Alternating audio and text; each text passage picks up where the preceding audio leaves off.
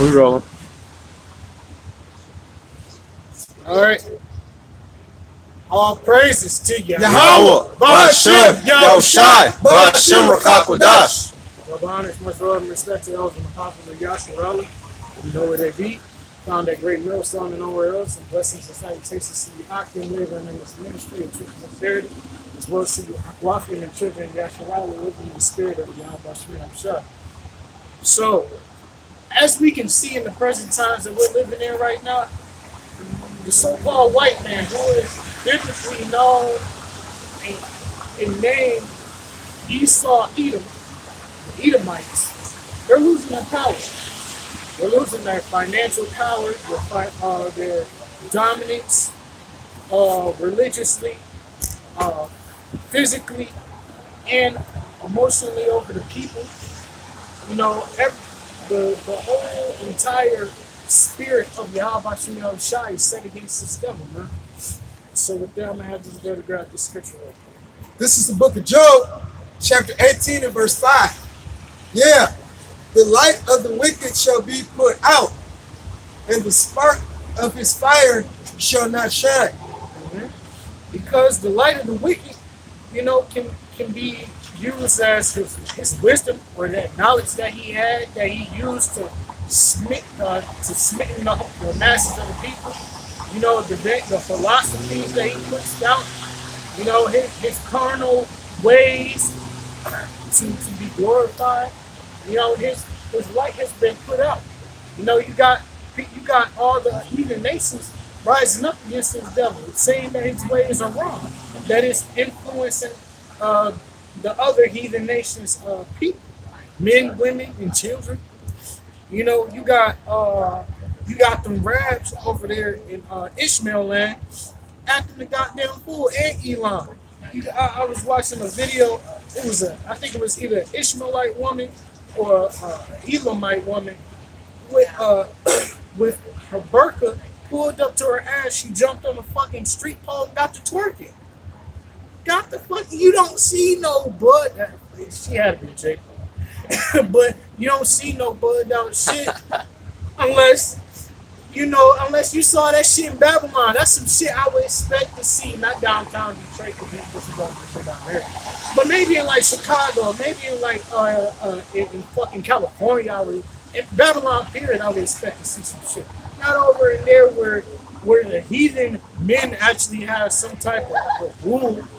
Not in a place where lawlessness and toxic femininity rules in the land, such as in Babylon. Well, there was some Edomites right there, and they man was not that was the Sodomite. They man is the Sodomite. All these other nations have took another line of Babylon. That's why they all fucked up. That's why they all destroyed right now, because they took in that same philosophy. That's why you got Edomite bitches twerking on the pole, man. Really, they should have stoned her ass, man. Because I was waiting. If she didn't die, which hopefully she did die, but I don't think they did. But if she would have died, that would have taught all the other women not to do shit like that.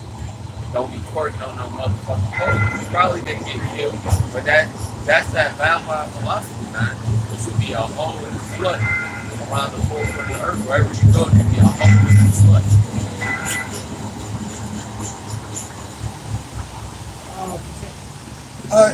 Job chapter 18 and verse 6. The light shall be dark in his tabernacle, and his candle shall be put out with him. God, light shall be darkened in his tabernacle. The wisdom, what's that one scripture? Is that Obadiah where it says, I shall destroy the wise man and team, or I shall destroy the wise man. That's Isaiah, if I remember correctly. Isaiah? I believe so. Okay. Yeah. I shall destroy the wisdom. Might be wrong, but just type in Tina. Tina. Okay, God. So it was Tina. Type in Tina. Because the light that dwells in the house of Esau, you know, the scripture said that the wicked is wiser than Daniel. So the so-called white man has been allowed to obtain a level of knowledge, a level of wisdom, to allow himself to gain dominance and influence over the world, to have his blessing manifested. You know, but the Most High said that He would take the light out of the house of the wicked. You know, that reminds me of when in Exodus, back in ancient Egypt, when Moses and Aaron were performing the miracles such as bringing frogs, I believe they were African bullfrogs, but anyways, bringing frogs and toads out of the Nile River, making the bulls come upon the Egyptians and the beasts of Egypt, and the magicians and the other sorcerers couldn't handle it. They couldn't do it or replicate through their left hand witchcraft the same thing that Aaron and Moses was able to do through spirit power. You know, that light was taken from those Egyptian magicians. Just like now, the sorcery and the witchcraft that he saw is being taken down. He doesn't have no rule or dominion over Israel, especially those that are waking up.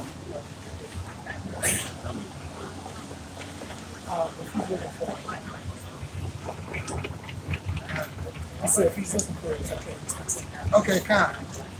Unless you got things up there. Kind. I'll grab this. So this is going to be. Okay, brother. Y'all please stop grabbing.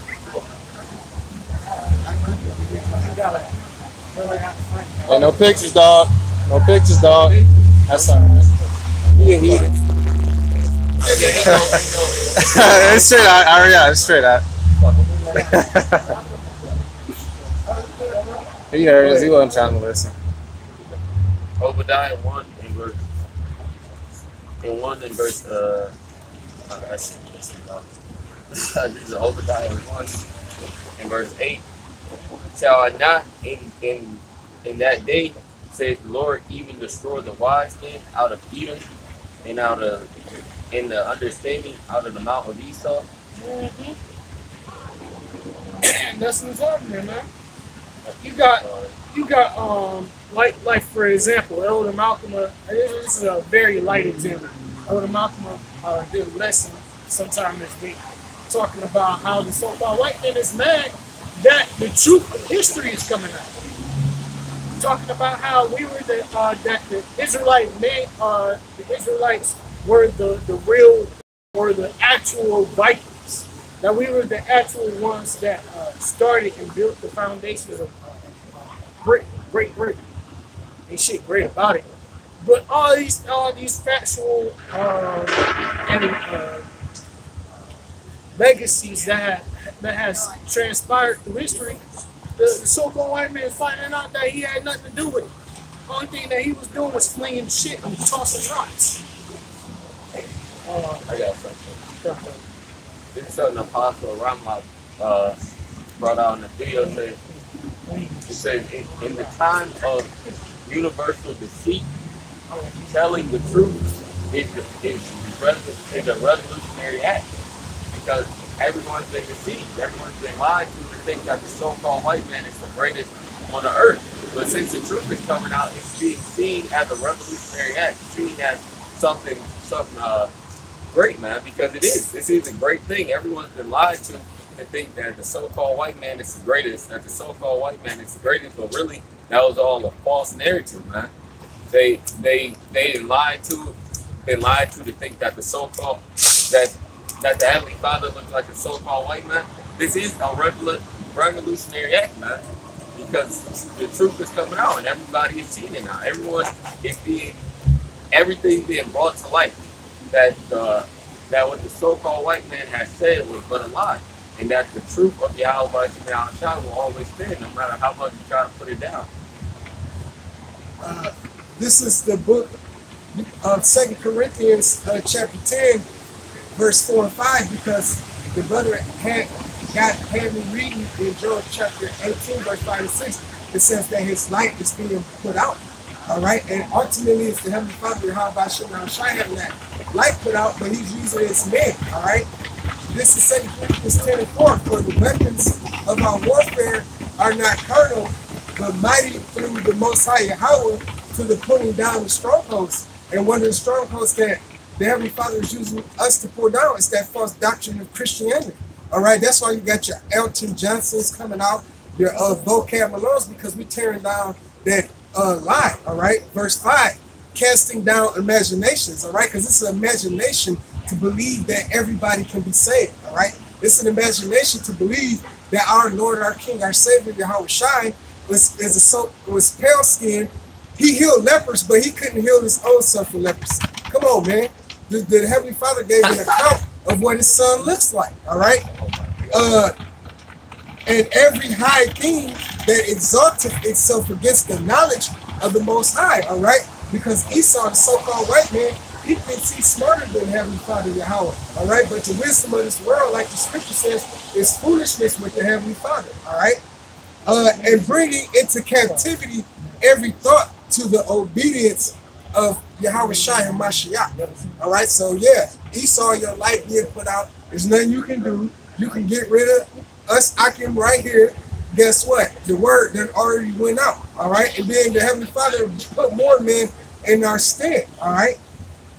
This is the word revolutionary. It says involving or changing a complete or dramatic change.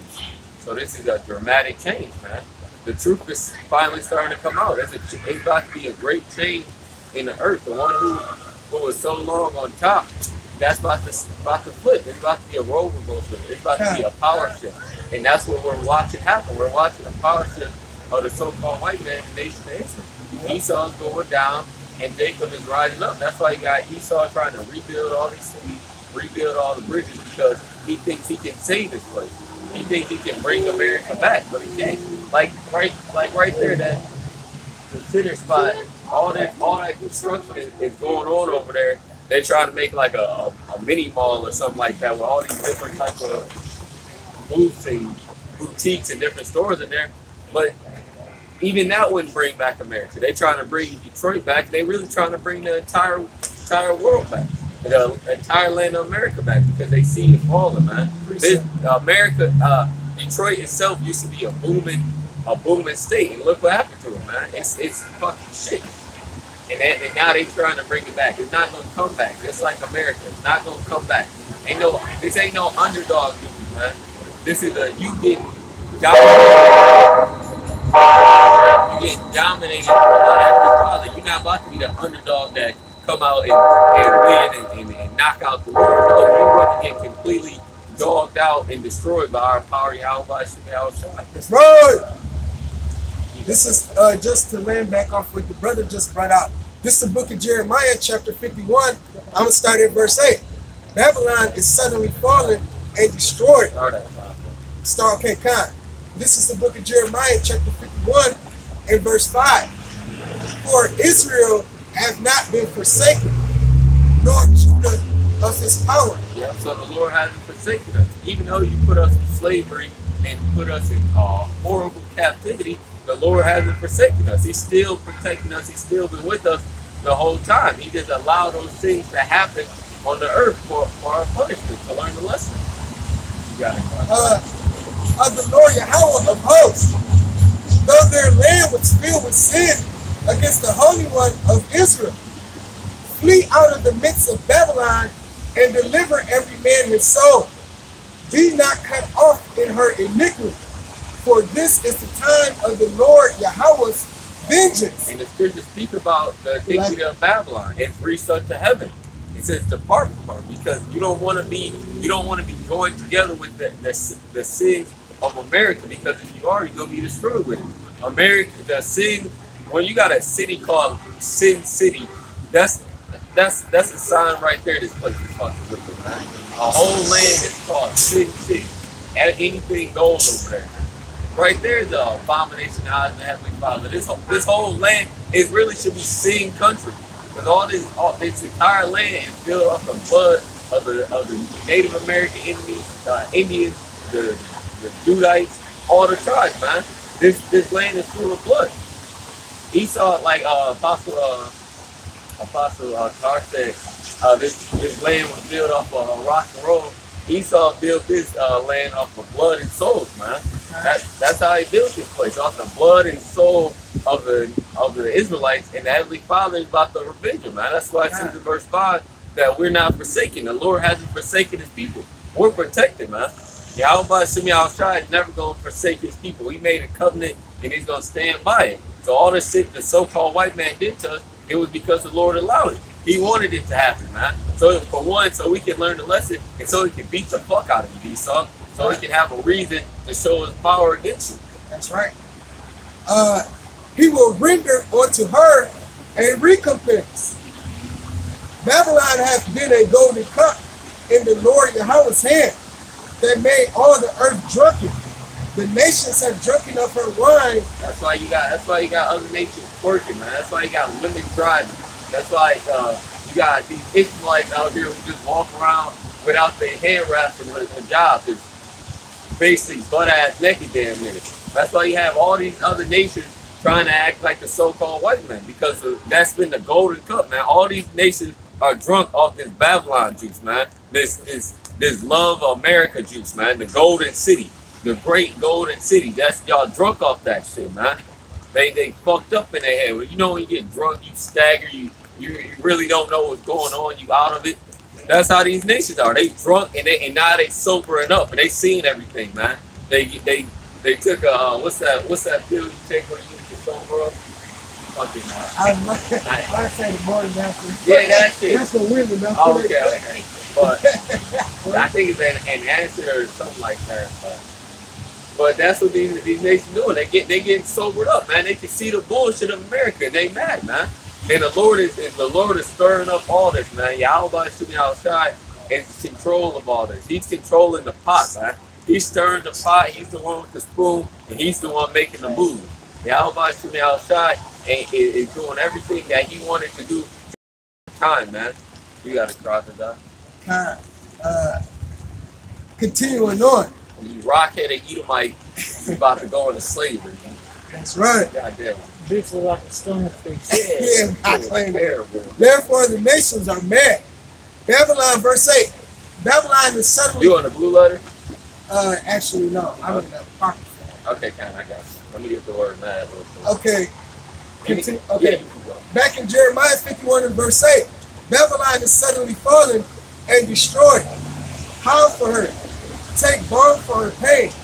If so be, she may be healed. And that word balm, a balm is a healing agent, all right? That's just like when your lips are chapped, what do? You put on lip balm, okay? But this is the point in 9. We would have healed Babylon, but she is not healed. Forsake her, and let us go everyone into his own country. For her judgment reacheth unto heaven, and is lifted up even to the skies. So it ain't no healing in this place. There's no bargain jumping off. There's no making America great again. Y'all know DJ Trent when they talk about other countries being shithole. The Bible tells you this is an ultimate shithole. Because this is one place that's going to get wiped off the map, all right? Along with various other places across the country. But Esau, he's adverse to the Heavenly Father anyway. You Edomites are your counterpart to the spiritual being of Satan. Y'all wicked and y'all must go. They're the manifestation of evil, man. And evil had 2 legs and 2 arms and a head, and you are the manifestation of evil, man. You are Satan on the planet Earth, and that's what the Lord made you, man. And Satan and Satan is just doing what the Heavenly Father told him to do, man. He's just doing everything the Lord told him to do. He's lying to you and telling you can build this kingdom back up, and you really trying, man. You really trying. Satan, y'all got the scriptures open and reading it like, damn, we fucking. Satan is like, nah, y'all good. Don't worry about it, y'all. Nah, that ain't right. Y'all okay. It's okay. Yeah, it's okay. Satan is lying to y'all, man. Satan is the ultimate liar, and he's the ultimate deceiver. And he got these devils in the trick bag. And it's really Yahweh outside got you in the trick bag. I got something real quick. It's Revelation 18 and verse 4. And I heard another voice from heaven saying, come out of her, my people, that he be not partakers of her sin, and that he receive not of her plague. And the Lord is literally going to have us come out of here, man. Up out of here, man. You're going to hear a voice in the heavens literally saying, come up out of here, man. come up out of Babylon. And it's going to be saying in Hebrew, the Lord is going to beam up the elect, man. And then the ones who are left down here going to be obliterated by the nuclear fire. For her sins have reached unto heaven, and Yahweh have remembered her iniquity. Reward her even as she has rewarded you, double unto her according to her work. In the cup which she hath filled to her double. How much she hath glorified herself and lived delicately, deliciously, so much torment and sorrow give her. For she says in her heart, I sit a queen, and I am no widow, and shall see no sorrow. Therefore shall her plague come in one day, death, mourning, and famine, and she shall be utterly burned with fire. For strong is the Lord Yahweh by Shimei who judges her. So the Lord Yahweh by Shimei is about to judge this place, man. All this downtown Detroit, all this nighttime, all that shit about to be obliterated, man. And all these people along with it. The scriptures say that the elements shall be melted with fervent heat. People are elements, man. You come from the ground, which makes you an element. Your ass is gonna be burned up in this nuclear fire for not seeking the Lord. All you can say we lying, you can scoff all the fucking time, you can say this, you can say that. But when them nukes hit, when World War III happened, when martial law is in the streets, you can't say nothing then. All you can do is die, man. Because this so-called white man is about to come for everybody, man. He sees his power going down, and he knows that he's gonna have to do something. Real quick, Cross, and I'll give it back to you. I'm gonna get Revelation 12 and 12. Oh yeah. The so-called white man sees his power going down, man. He sees the system falling. That's why you had these devils in such a pompous pride, man. Talking about the rock. I thought he was one of the good ones. Cause you Edomites really just want us to be niggas, man. You just want us to shuck and jive. When we're not shucking and jiving, there's a problem. When the so-called Negro, Latino, and Native American want to stand up for something right, there's a problem. But when we just shucking and jiving, acting like buffoons and sagging our pants and being drugged up and doped out on the corners, ain't no problem. But when we want to do something right for our Lord, there's a problem, man. Get that real quick. God, this is the book of Revelation, chapter 12, and verse 12. Therefore rejoice, ye heavens, and ye that dwell in them. Woe to the inhabitants of the earth and of the sea. For the devil is come down unto you, having great wrath, because he knoweth that he hath but a short time. Yep, so he knows he has a short time, man. This devil knows, man. He knows, just like Pharaoh. When Pharaoh was told, real quick, one more cross. In Exodus 5. God. And start There's a scoffer on the comment. Oh, well, he gonna, what'd he say? He's saying, based off the stuff he's saying about, his name, Royan Mangalian, he's probably a damn Elamite. He said, hello, we modern day Iranians are not Persian. We are not Elamite either. We are, we are Turks, Turkmens, Kurds. What was the name of Iran? Hang on. Let me read it. Okay. He said, Belokis, etc., not Persian / Elamite. He says Persians and Elamites are also Negroid. They had curly beard and dark brown skin color. They look like you. This nigga still talking shit. He just put a couple That's more. Too long of a comment. Yeah, it's a couple different. Bro, that's the same. He be on other brothers' channels posting the same thing. Oh, you seen them before? We done okay. we still stay on this. Yeah, this is the book of Exodus. The name of Iran was Persia. It got changed in, I think, 1946. So if you call yourself an Iranian, you're still a Persian. Exodus 5 and 1, bro. Ain't changed nothing. Really, you're an Elamite. But the way he was fucking talking, I wouldn't be surprised if he was an Edomite. So he said 1935. So he already know when they made you change their. So you help me out. Thank you. Yeah, that's silliness. Yeah, just get the scripture. That's silliness. Read the scripture. Exodus 5 and 1. Start at 1. Okay, this is the book of Exodus chapter 5 and verse 1. Your mama should have gave you a better name. Afterward, Moses and Aaron went in and told Pharaoh, thus saith the Lord Yahweh, power of Israel, let my people go, that they may hold their feast unto me in the wilderness. And that's what we said. We said let them go. We said we want to be Israelites, but Esau has a problem with that. He won't let us be Israelites. And then you got dumb, boneheaded niggas talking about I can't believe that we the Israelites. Okay, it don't. We are the Hebrew Israelites. We are the biblical people of the Bible. Keep going across. And Pharaoh said, "Who is the Lord Yahweh?" Look at that pride. Who is Yahweh? Who is that? I ain't never heard of this Yahweh. Who is this power you talking about? Keep going. That I should obey his voice to let Israel go. That I should listen to him. Who is Yahweh that I should listen to him? Oh yeah, take the middle. Huh? Take the middle. Take middle. Middle. That I should listen to him, man. You can read it again, read it too. Okay, kind. Exodus chapter 5 and verse 2. And Pharaoh said, "Who is the Lord Yahweh, that I should obey his voice and let Israel go?" He said he basically pumping his chest, man. Who is Yahweh? I don't know this Yahweh. I don't know who he is. He ain't no God that's been ever mentioned to me. Keep going up. Neither will I let Israel go. Yeah, keep going. And they said, "The Most High Yahweh of the Hebrews have met with us. Let us go, we pray thee, 3 days' journey into the desert, and sacrifice unto the Lord Yahweh our power, lest he fall upon us with pestilence or with the sword." Keep going. And the king of Egypt said unto them, "Wherefore do ye, Moses and Aaron, let the people from their works?" Basically, go back to work. Nigga, go back to work. I don't want to hear about this Yahweh. I don't want to hear about you want to go, you want to leave. I don't want to hear none of that.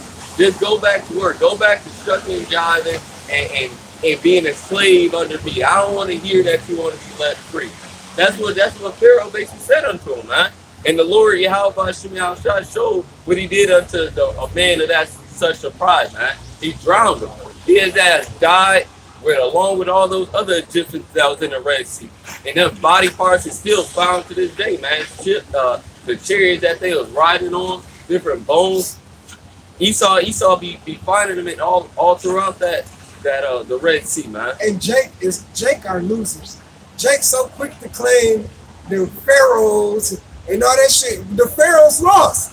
All right, it's documented in the Bible. Oh, so, yeah. No, you say what you're saying. Yeah, it's documented in the Bible. So y'all be so quick to claim your unks and all Amin Ra, all that bullshit. They lost. All right. Oh shit, Jake's losing.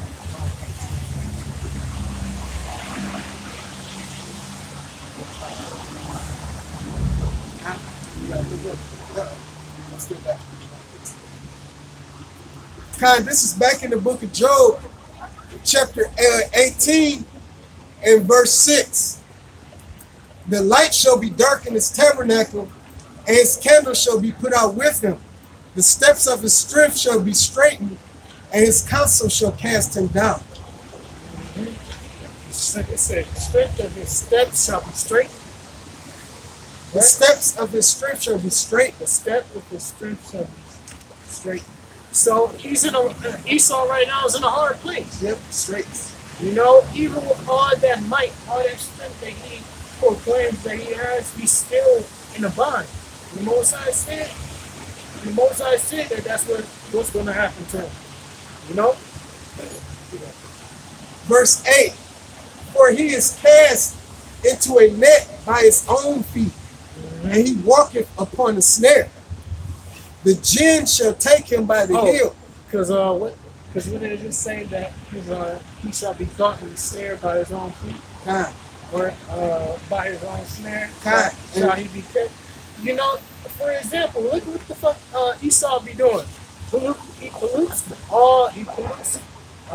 food to the point where even his people are subjected to eating the foul foods that he grows. You know, he pollutes the air, something that every living creature has to use to breathe in order to survive in this decapitating world. Cut down trees unnecessarily, unrighteously. You know, because it's a necessity to cut down trees, but there's a the right way of cutting down trees and there's a wrong way to go. I believe every tree that's fruitless is allowed to be cut down, but every tree that has fruit, bear fruit, can be cut. You know, Esau don't give a damn. No. Wood is wood, and whatever he can grab is a bonus. I remember growing up, and there was a tree that at one of my friends' house, and it was a pear tree. When I was little, man, you don't see no pear trees like that no more. You don't see trees that bear fruit anymore like that because they sick. They eventually die being in this world, being under chemtrails. And really, I remember when I was real little, like 12. There was this, it was a vine of grapes that would literally grow in our backyard, and you could eat off of, you could wash them off, you could eat off, and it was just natural. Man, you can't do that now. You don't see it. You don't even see them anymore because it's everything's polluted. The fruits on the trees don't even grow anymore. That's true. All right. No, I was just gonna say. Remember when we was going down Fort the other day, and I was like, my people stay on that street. When we was going towards the freeway, it used to be an apple tree in my people's backyard. Green apples, bro. You can pick it off and eat it. Can't do that, gone, bro. It's gone. It's gone. All that's gone, man. And I think that tree in her backyard is gone too. My friend, that pear tree. I don't even think it's there no more. Esau done destroyed everything, man. That's why he got to go down. He done killed everything. Why should a man like this rule?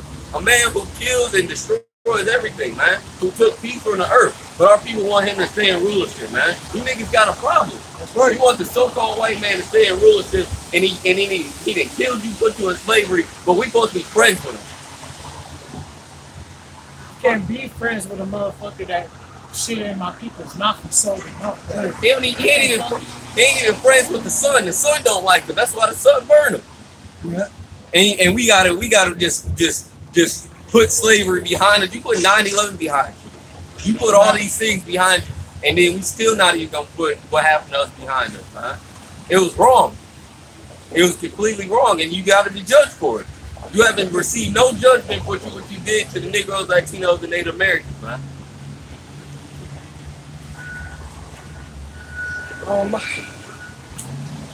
I got a scripture for that trap, This is Jeremiah 50:24. I have laid a snare for thee, and thou art also taken, O Babylon, and thou was not aware. Thou art found and also caught, because thou hast striven against the Lord Yahweh by the outside. You strove against the Lord. You dealt with the striving against the Lord, and now you caught. Now you trapped. Now you in the trick bag that the Heavenly Father put you in. I'll be back, guys. I ain't buff as hell. Really, the real trick bag is going to be, or the major trick is going to be unveiled when you finally decide to come after us. Because there's plenty of scriptures that talks about touch not my prophet, or touch not my servant, or my anointing, and do my prophets no harm. Yep. You know, there's plenty of scriptures that talks about when you decide to, actually, it's throughout history it's been shown that once you come up the man of the Lord, you're not fighting against the man of the Lord, you're fighting against the Most High who sent you. What's that, Acts 12 or Acts 18, where Paul and John went to Athens, and there was a man, a righteous man, who said that if leave this man alone. It's like Acts 4. That's 5. 4 or 5. Acts 5 and 38. I got it. Acts 5 and 38. It was familiar. There's Acts 5 and verse 38. And I'll start up. Verse 34. Then stood, actually, I'll start at 30. Acts 5 and verse 29. Then Peter and the other apostles answered and said, we ought to obey Yahweh rather than men. The power of our fathers raised up Yahushua, whom he slew and hung on a tree. Him hath Yahweh exalted with his right hand to be a prince and a savior, for to give repentance to Israel and forgiveness of sins. And that's only Israel. That's why I started up. It's to show who the Lord came for you. The Lord Yahushua came for his people. The Lord exalted him to be a prince and a savior for the nation of Israel, man, and to give them forgiveness of sin. Verse 32. And we were his witness of those things, and so is also the Holy Spirit, whom Yahweh hath given to them that obey him. When they heard that, they were cut to the heart and took counsel to slay them. Then stood up one of the council, a Pharisee named Gamaliel, a doctor of law, heard in reputation among all the people, and commanded to put the apostles forth a little space, basically to back them up, give them some room, so they basically some breathing room, so they can talk, basically. Because they was all important. They wanted to kill him. They was ready to hop upon him, but Gamaliel was like, whoa, hey, basically like calm the situation down. Verse 35, and said unto them, ye men of Israel, take heed to yourselves what ye intend to do as touching these men, because they wanted to kill him. And Gamaliel knew that. He knew that because they was cut. They was all butthurt because they got cut with the scriptures. They want to just that showed Jake is just carnal, man. They swift. The scriptures talk about Jake is swift to shed blood. They ready to just kill somebody, but really the Lord is gonna kill you niggas, man. Verse 4: For before these days rose up Titus, boasting himself to be someone, boasting himself to be someone to whom a number of men, about 400, joined themselves, who was slain and all as many as obeyed him were scattered and brought to naught. So this is example. Gamaliel is giving examples of what happened before the apostles, different times that men were basically raised up, and what happened to them if it was of the Lord, showing that these men, the Titus, he wasn't of Yahweh outside, because what? He got scattered. Verse 37. And after this man rose up, Judas of Galilee, in the day of taxes, and brought away much people after him. He also perished, and all, even as many as obeyed him, were dispersed. And now I say unto you, refrain from these men, and let them alone. For if this counsel, or this thing, or this work be of man, it will come to naught. Because if this was set up by man, this would have been stopped. We wouldn't have made it to the apostles of Great Millstone. We wouldn't have made it to all these Israelite camps springing up, man. That's how you know this is of the Spirit of the Lord, because the Lord hasn't put it to naught. The scriptures say that the Lord will pluck up any tree that he hasn't planted, but the Lord has planted this tree. He's planted this truth in the earth to flourish. And he's trying to pull it up, and the Lord ain't allowing it. And you niggas also, man. You niggas trying to pull up the truth, but the Lord is just going. That's like a strong oak tree, man. You can't cut down a strong oak tree or one of them great trees out there in California. You can't cut one of them down, man. It's damn near impossible. Or like an old ancient tree, man. That's the Lord is established his truth, and you can't do anything against it. That's why it's not coming to naught, because this isn't of men. This is of the heavens, man. This is of the Lord Yahweh Shemel. Like the head of our camp, the elder brother likes to say all the time, we sit beneath the host of heavens, man. Because above us is the heavens, and the angels are always watching. So if the Lord really wanted to stop this, he could. He's always watching. His eyes are always on the earth. He sees what's going on. Verse 39. But if it be of Yahweh, he cannot overthrow it. Least happily ye be found even to fight against Yahweh. And after all those marvelous points, that was wonderful. It's the fact that, you come up against us with it. You coming against us is the biggest mistake that you can make, that we're waiting for you to make. Shit, get Exodus. Even a dog won't move his tongue. Huh? Yeah, Exodus. Yeah. This is Exodus 11. Man, shut 7. Not you guys. That's not. Verse Exodus 11. Just take him off the cowboy. I could. I'll let him sit there. I just ain't gonna address him. Exodus, He ain't got nothing better to do. It's Saturday morning. You know, he ain't out there getting some pussy. He's an Elamite who. All right, now I'm about to go into. This is Exodus 11 verse 7. But against any of the children of Israel shall not a dog move his tongue against a man or beast, that ye may know that the Lord Yahweh by Shemi outside to put a difference between the Egyptian and Israel. Right, because you heathens are dogs, man. You heathens aren't on the same level as Israelites. You know, so really a heathen should know better know better to address an Israelite, man, woman, and child. However, because of the perpetual confusion that the so-called white man has put on this earth, it is insulting. This is 2 Corinthians 13 and verse 8. Grasa, you got something? Go ahead, brother. This is 2 Corinthians 13 and verse 8. For we can do nothing against the truth before the truth. Right. So you can't do anything against it, man. This is high power, man.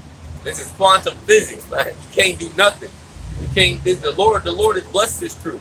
He blessed the men of great millstone, starting from the apostles to our on down, man. We hope to endure, man, and it's truth to the end. But Esau, you're never gonna stop it. There's nothing you can do. You go kill some brothers, then some brothers may die. But what's still gonna happen at the end of the day? The Lord's still gonna deliver them. They're gonna be beamed up in them chariots. The nuclear missile's still gonna happen. There's nothing you can do. You can do nothing against the truth before it. Just like that Elamite, he fucking gave the answer to his own dumbass question. Fucking talking about what was Iran and Persia. He fucking put the answer on there. So that's how you know he's just a scoffer, man. Bored, doing nothing. But even scoffers, that's a part of the truth. The scriptures say that there shall be scoffers going after. It's Saturday morning. Yu-Gi-Oh on. Go watch some Saturday morning Yu-Gi-Oh. God damn. Because honestly, scriptures throughout the scriptures it shows you that it doesn't matter what you do about the truth.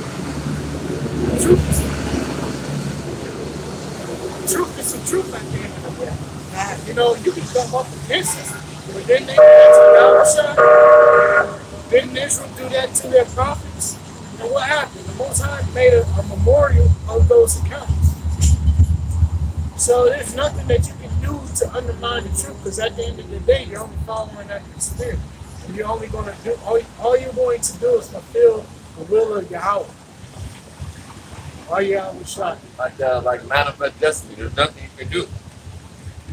Even if you try to fight against it, you're just what's the word? Starts with a P. But even if you long in the inevitable. No, not I was gonna. It's a different one.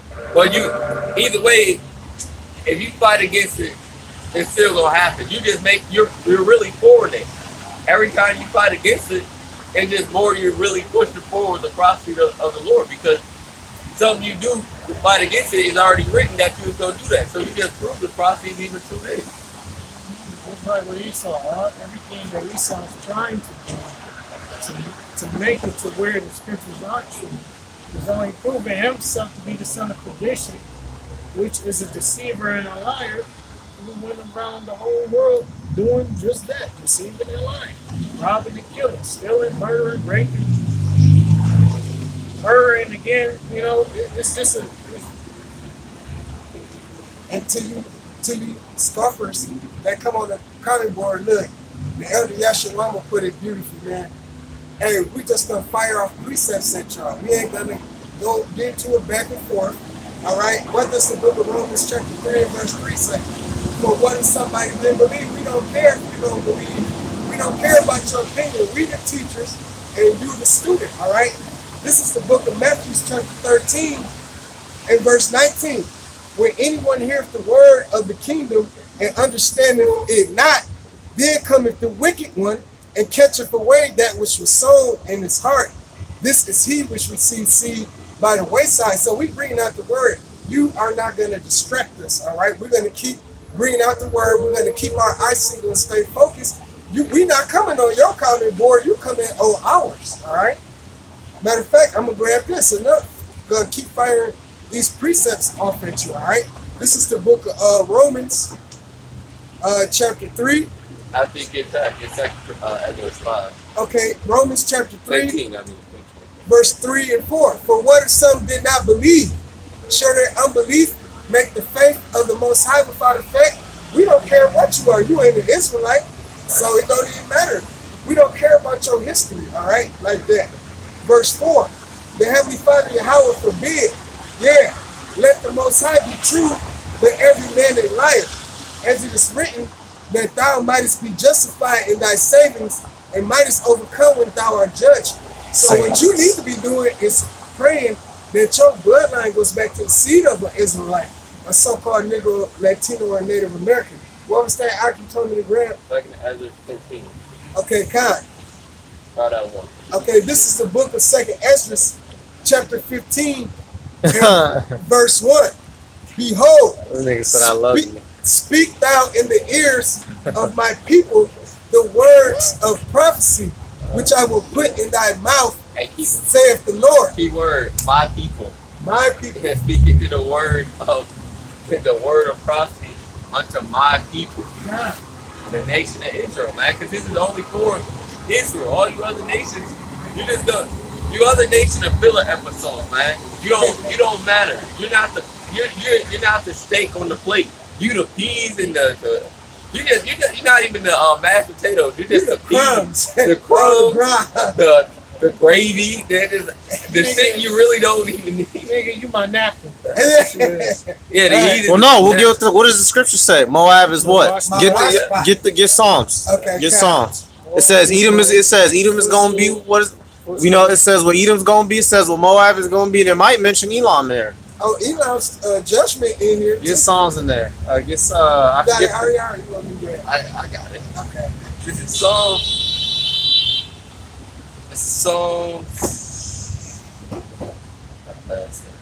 That's the scriptures say you can say whatever you want, but the scriptures shut down all that BS. We're gonna read what the scriptures have to say.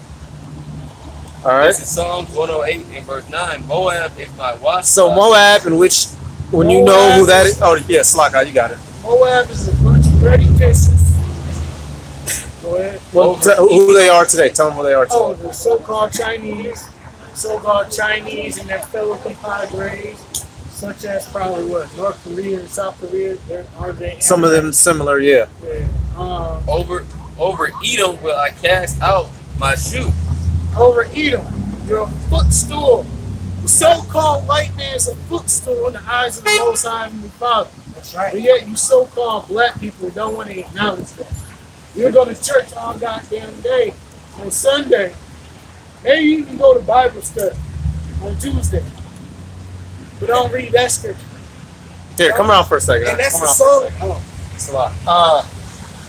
We didn't get the shoe part. Psalms 108 and 9. Moab is my wash pot. Over Edom will I cast out my shoe. When you throw your shoe at something, that shows that you don't like something. Esau took a white man as an object of the Most High's hatred. Esau is literally not to be liked. All right. That's why, like, when you, if your parents they ever threw one of their shoes at you, it's because you were acting up. That's how Esau, the so-called white man, is in the eyes of the Lord. This is coming completely out of Scripture. We're not making words up. All right. Let's say, for instance, we didn't know who Edom and Moab and all these nations were. Whoever Edom is, the Most High says he would throw his shoe at him. Keep going. Over Philistine will I trump. Over the Philistines, which is the Africans, will he trump, meaning what? Defeat them and destroy them. And how will he do that? Through his people, the nation of Israel. All right? The nation of Israel is being lifted up over the rest of these heathen nations. All these heathen nations, through that scripture, the Most High is telling them how he wants to put them in a bad state, how he wants to treat them. This is not love. This don't sound, it's not rosary beads and back and forth in the church halls and shit. You know? That was it. That's it on that? Kind. It don't say nothing about any other heathens in there? No. Okay, get you can come back on. You sure? Yeah. Okay. I'll find it. Elam's judgment in the Bible. Con. I'm looking. I think it's in Jeremiah. It's in Is it Ezekiel. Jeremiah or Ezekiel where Yeah, it speaks kind. about Persia? Basically getting fucked up. I can find it. Give me a. And that was a song of Or you know what? David. Oh, so like, you gotta- Get Psalms where all the heathen nations conspired against us. Okay, Psalms 83 and verse 1. That's right, bro. Yeah, because it says in Psalms 83 and 6 says the Elamites. Yeah, since Yeah. This is the book of Psalms. Can I start at the top or just go to the point? Okay, get everybody. Okay, God, this is the book of Psalms, chapter 83 and verse 1. A song or a psalm of Asaph. Keep not thou silence, O Yahweh. Hold not thy peace and be not still, O Yahweh. For lo, thine enemies make a tumult, and they that hate thee have lifted up the head. They have taken crafty counsel against thy people and consulted against thy hidden one. Here, somebody come around for a second. You keep reading. Because you got They got it. the Most High has enemies, man. You know, the God of the Bible has enemies. So-called white man being the chiefest of his enemies. Then you got 2/3 of his own people who is his enemy. You got the rest of the heathen nations who is his enemy. You know? And they have said, come and let us cut them off from being a nation. Right, because there's a precept, I believe in second Maccabees, where it talks about how the heathen nations. Oh, maybe I'm thinking of no, it's not. I know. That is not a nation that hasn't had us in captivity. No, not that one. I know what you're talking about. They have said, come and let us cut them off from being a nation, that the name of Israel may be no more in remembrance. And if I can add, the reason why these nations wanted to cut us off, because if you read in the book of Deuteronomy, chapter 28 and verse 10, it says that all the nations were afraid of the nation of Israel because of our power. But since y'all made us go off, y'all know that the Heavenly Father Yahweh wasn't dealing with us like that, and we lost our power. That's how y'all were able to fuck over us, okay? But continuing on, that the name of Israel may be no more in remembrance, for they have consulted together with one consent. They are confederate against thee. The tabernacles of Eden, Salaki of Edom. All right, stop right there. This is First Maccabees 5 and 1. Just to show you that the scriptures aren't void, man. These scriptures are true because it's a precept that backs up exactly everything that brother just read. This is First Maccabees 5 and 1. Now when the nations round about heard that the altar was built, this is talking about during the Grecian captivity, give us something to think about, during the time of the Greeks. And the sanctuary renewed as before, it displeased them very much. And it's talking about the nations round about: the Hamites, the Edomites, the Assyrians, the Ishmaelites, the Edomites.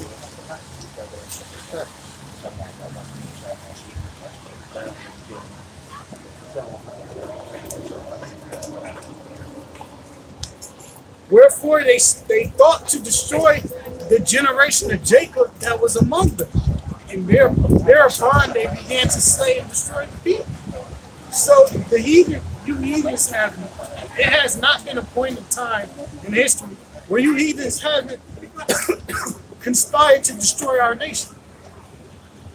It's not the first. It wasn't the first time here in America when the heathens were confederate with one another to destroy us.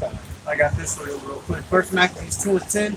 What nation has not had a part in their kingdom and gotten over spoils? Right? So that hey, there's no amount of running that all you heathens had a part in jacking us up. That's why the brother is reading what he read in Psalms. That's why in many other scriptures the Lord says that he's angry at the heathens And he's angry at Esau, he's angry at Moab, he's angry at the Philistines, he's angry at all these leaders for how they did his chosen people. So they're going to be repaid. That's right. There's no, you go, well, we not the Edomites, well, we not Elam, we the Persians. There's no, you can't, there's no wiggle room. You're not escaping the judgment. That's right. We didn't get to escape, and as the scripture said, we're the chosen people of the Lord, and here it is, we didn't escape our punishment. What do you heathens think is going to happen to you? And you're counted as what? Spittles? The Lord said, in that psalm, he said, he said, I will cast out my shoe at you. All right, so what do y'all think is going to happen to y'all? We got whooped with a regular belt. Y'all going to get whooped with a fucking spike-studded belt. You know, because the scripture in Revelations where it talks about he that leadeth into captivity shall go into captivity, it's not just talking about the so-called white man. You other heathen nations had a hand in the leading of our captivity. I got it. Yeah. The development of that lead, if you will. You know,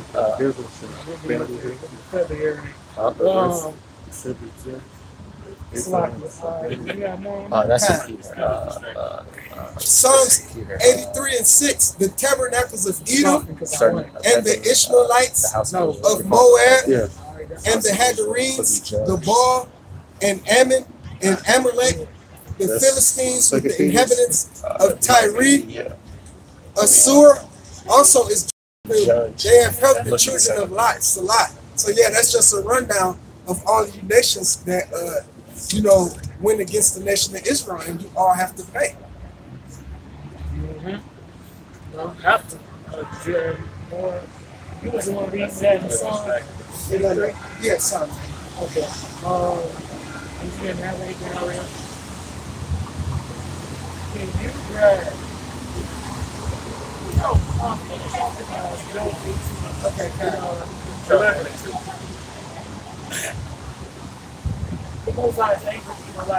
We was addressing a scoffer. Yeah. Oh, it's a scoffer. Yeah. Nothing major. What do you say? What do you say? What He's the little baby say? that they not the Elamites, the so-called Iranians aren't Persians, nor are they Elam. Then who then? You know? Answer me this question. Who are the Carmanians? Who are the Carmanians? I guess he's been bouncing around talking shit. I don't know. Job 18 and 7. Oh, Salaki 11. Terrors shall make him afraid on every side and shall drive him to his feet. What's one of Esau's biggest tears? His power debate. His power structure crumbled. You know, the so-called white man knows that his time is nigh, it's inevitable for his downfall. You know, and we're on the present, what's the word? Precipice of that final building block being chipped away from his kingdom foundation. Thank you. You got a question? Oh, if you got a question, you can ask him. You guys have a pamphlet or anything? Will you guys be back here tomorrow same time? Saturday. Every Saturday. First Peter 4.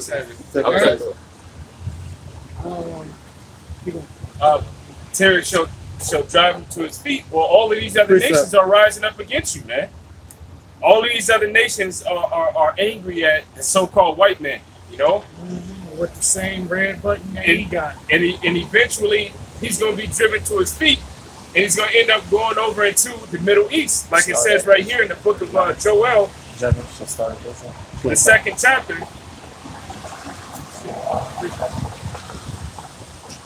So like, it popped in my mind, you know, fast, and I could actually go and get it. But it's the book of Joel, the 2nd chapter, verse 20. It says, "But I will remove far off from you the northern army, and I will drive you to a land barren and desolate, with his face towards the east sea, and his hinder part towards the utmost sea, and his stink shall come up, and his ill savor shall come up, because he hath done great things." You know, so eventually, all of these other nations are going to rise up to fight against America and against NATO, you know, against the beast and the whore. And the whore is going to be driven into the Middle East, and there, that's when this place, you know, the armies of all of these nations are going to be destroyed and taken down. That's in the Valley of Yahweh Shaphat, man. World War III.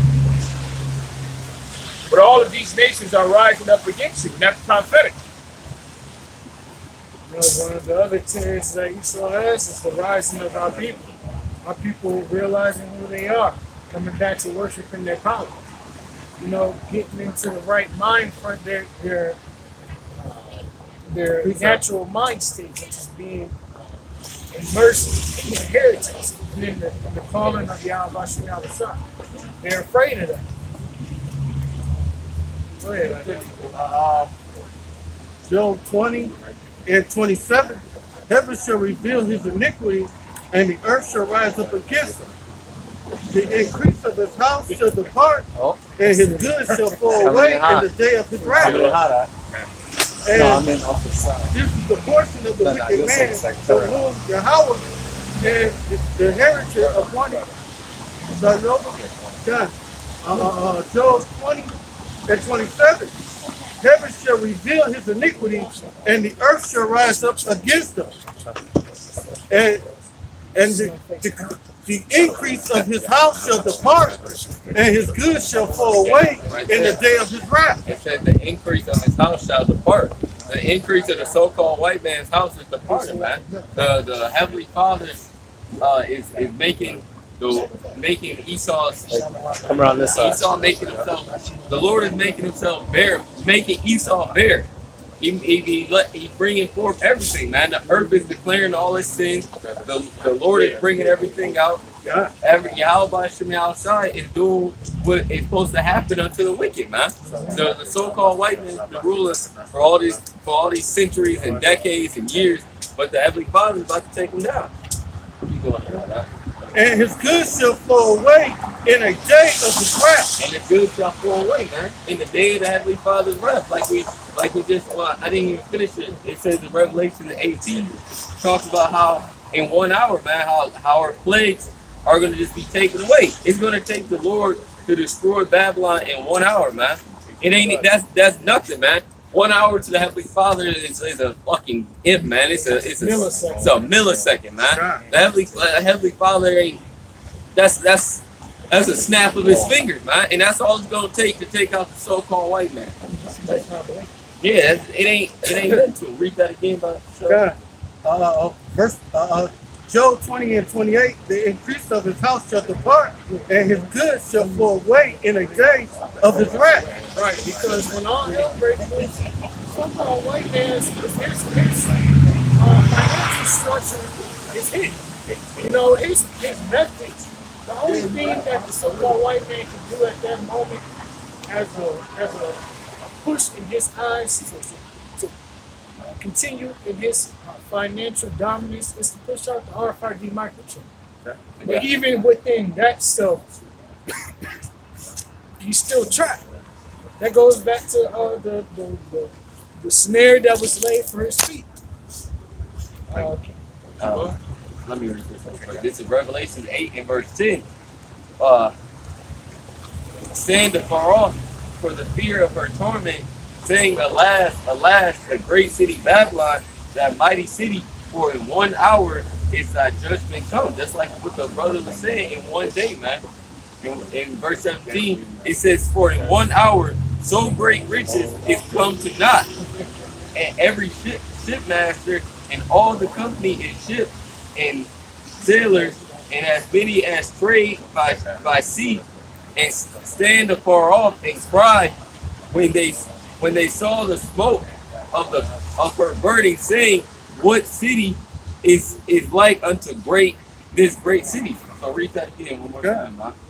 Job 20 and 28. The increase of his house shall depart, and his goods shall flow away in a day of his wrath. So all them great riches, man, all the riches you stole from the Native American enemies, the Taino Indians, the northern tribes, all that's gonna be taken away, man. All that gold is gonna be nothing. In 1 hour, man. In 1 day, it's like the scripture says, appointed for a day, an hour, and a month for the Heavenly Father to destroy you, man. It's gonna be but a moment when the so-called white man goes down. And everybody's going to know. Every nation in the world is going to know that the Heavenly Father, Yahweh Bashim Yahushua, took down the so-called white man, and it only took him a few seconds, man. Yeah. It took him 60 minutes to destroy the so-called white man in a great city, this great, beautiful America. It takes the Heavenly Father 60 minutes to destroy it, man. That's gonna be pronounced throughout the world, man. And everyone's gonna know, and everyone's gonna fear our power, and they're especially gonna fear our power, and they're gonna fear His people. And you and all you other nations, you just better get ready for slavery, because that's what's coming, man. Right. That's what's coming after that nukes. The Lord is about to put everything back in its proper order. That's what we're building up for, man. The Lord is setting up rulers and builders to put everything back in its right order, man. And if you don't want to be a part of that, something's wrong with you. Keep going on that right now. Okay. You was about to say something, Shakan? Verse 29, this is the portion of the wicked man from Yahweh, and the heritage appointed unto him by Yahweh. So this is the heritage, man. That's what the heritage of the so-called white man or any wicked man. That's the heritage of the wicked, and we know the heritage of the righteous man, which is what? To attain the kingdom, to attain peace, to attain everlasting joy. But the heritage of the wicked is destruction. That's why you don't want to be wicked, man. That's why you want to seek after righteousness, because going after righteousness is life everlasting. If you're going after wickedness, it's death, man. It's death and lies. It's America. It's bitter. Death is bitter, man. And that's what America is. That's what going after evil is. And that's why we're in this situation. So we can learn what evil was and know that evil is not the way. That evil is not what you're supposed to go after, but righteousness is what's supposed to be sought after. That's right. Because even in Wisdom of Solomon, it says that righteousness is immortality. So like righteousness is immortal. So the ways of righteousness leads to immortality. What's that? Wisdom of Solomon. No, I think it's right.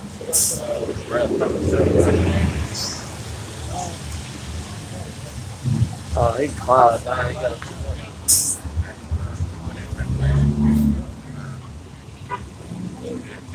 This is Habakkuk 2, and I'll start at verse 1. I will stand upon my watch and set me upon the tower, and will watch to see what he will say unto me, and what I shall answer when I am reproved. And Yahweh answered me and said, write the vision and make it plain upon tables, that he may run that readeth it. For the vision is yet for an appointed time, but at the end it shall speak and not lie. Though it tarry, wait for it, because it will surely come. It will not tarry. And I just brought that out to back the brother up of what was read in Revelation, that everything is basically eventually going to come to a head. Everything that you see in this wicked ass queendom is going to be destroyed. I don't care, what plans that Esau set forth, the vision that he set forth, or how he's going to build and he's going to continue and this and that. Hey, all that is vain talk. You know what I'm saying? All of that is basically a distraction or an illusion to make you think that this place is going to continue on. But you're not in the scriptures, and you're not, all right, in this truth, and Yahweh Bashim Yahweh Shai, okay, you have no hope, okay, in this wicked ass queen. Like that building right there, man. I pray they don't finish that little plaza right there, man. Because they just built it for like the last year, trying to, it looks like they just got the parking lot properly done. But I hope they don't, I hope the Lord, now, they shall build, but I shall throw it out. As soon as they build it, the Lord gonna nuke it. It's gonna be, nothing you can do. You saw your kingdom is destined to go down, and it's destined for our kingdom to rise up. And that's prophetic. That's written in the scriptures. Everything that's happening right, real quick, Dion. That 1611? No. Okay. Well, whoever got a apocrypha, real quick, can they get 2 Ezra 9 and verse 1? 9:1? Yeah. Because it goes with that a vision is for a appointed time. I got to preach that. I got it. You grab it. 2 Ezra 9:1.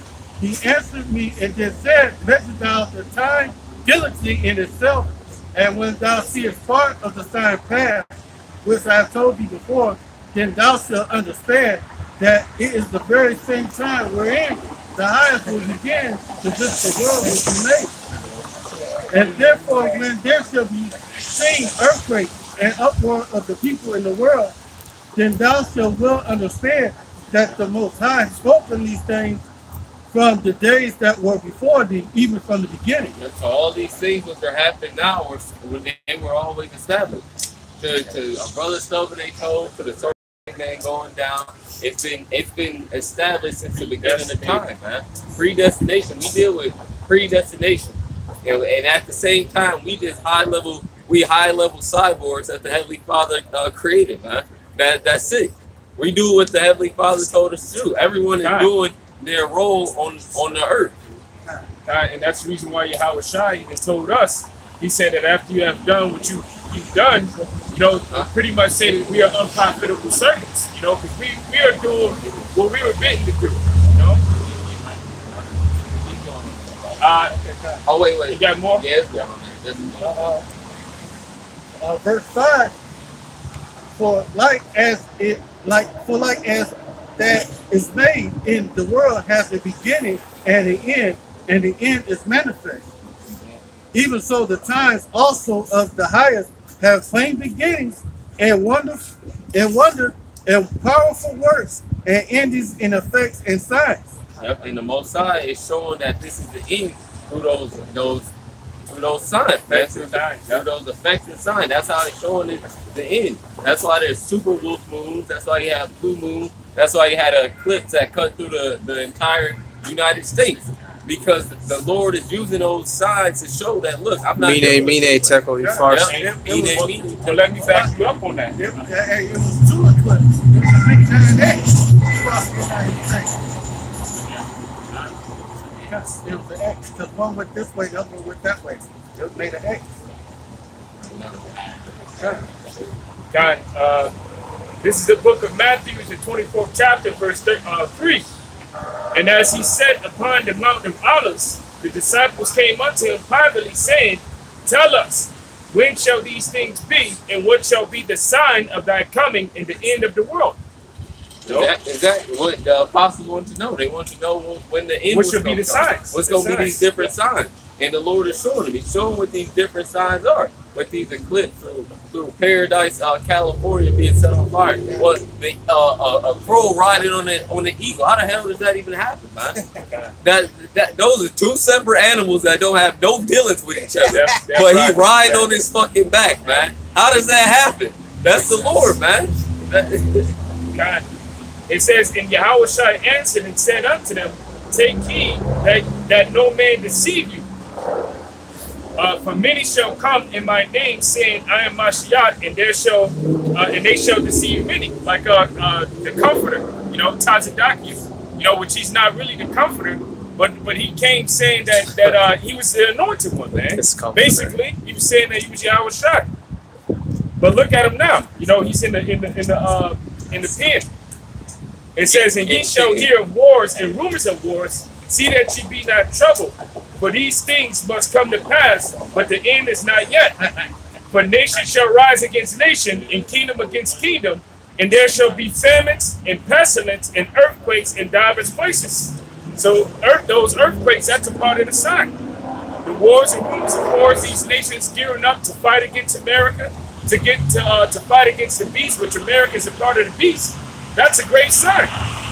So that right there is what Ezra was what the angel was talking about when he was speaking to Ezra, in the end being with effects and signs. This is from what the brother was talking about. This is another eclipse that's supposed to happen. They say in 2024. That's because it says the path of 2017 and 2000 eclipse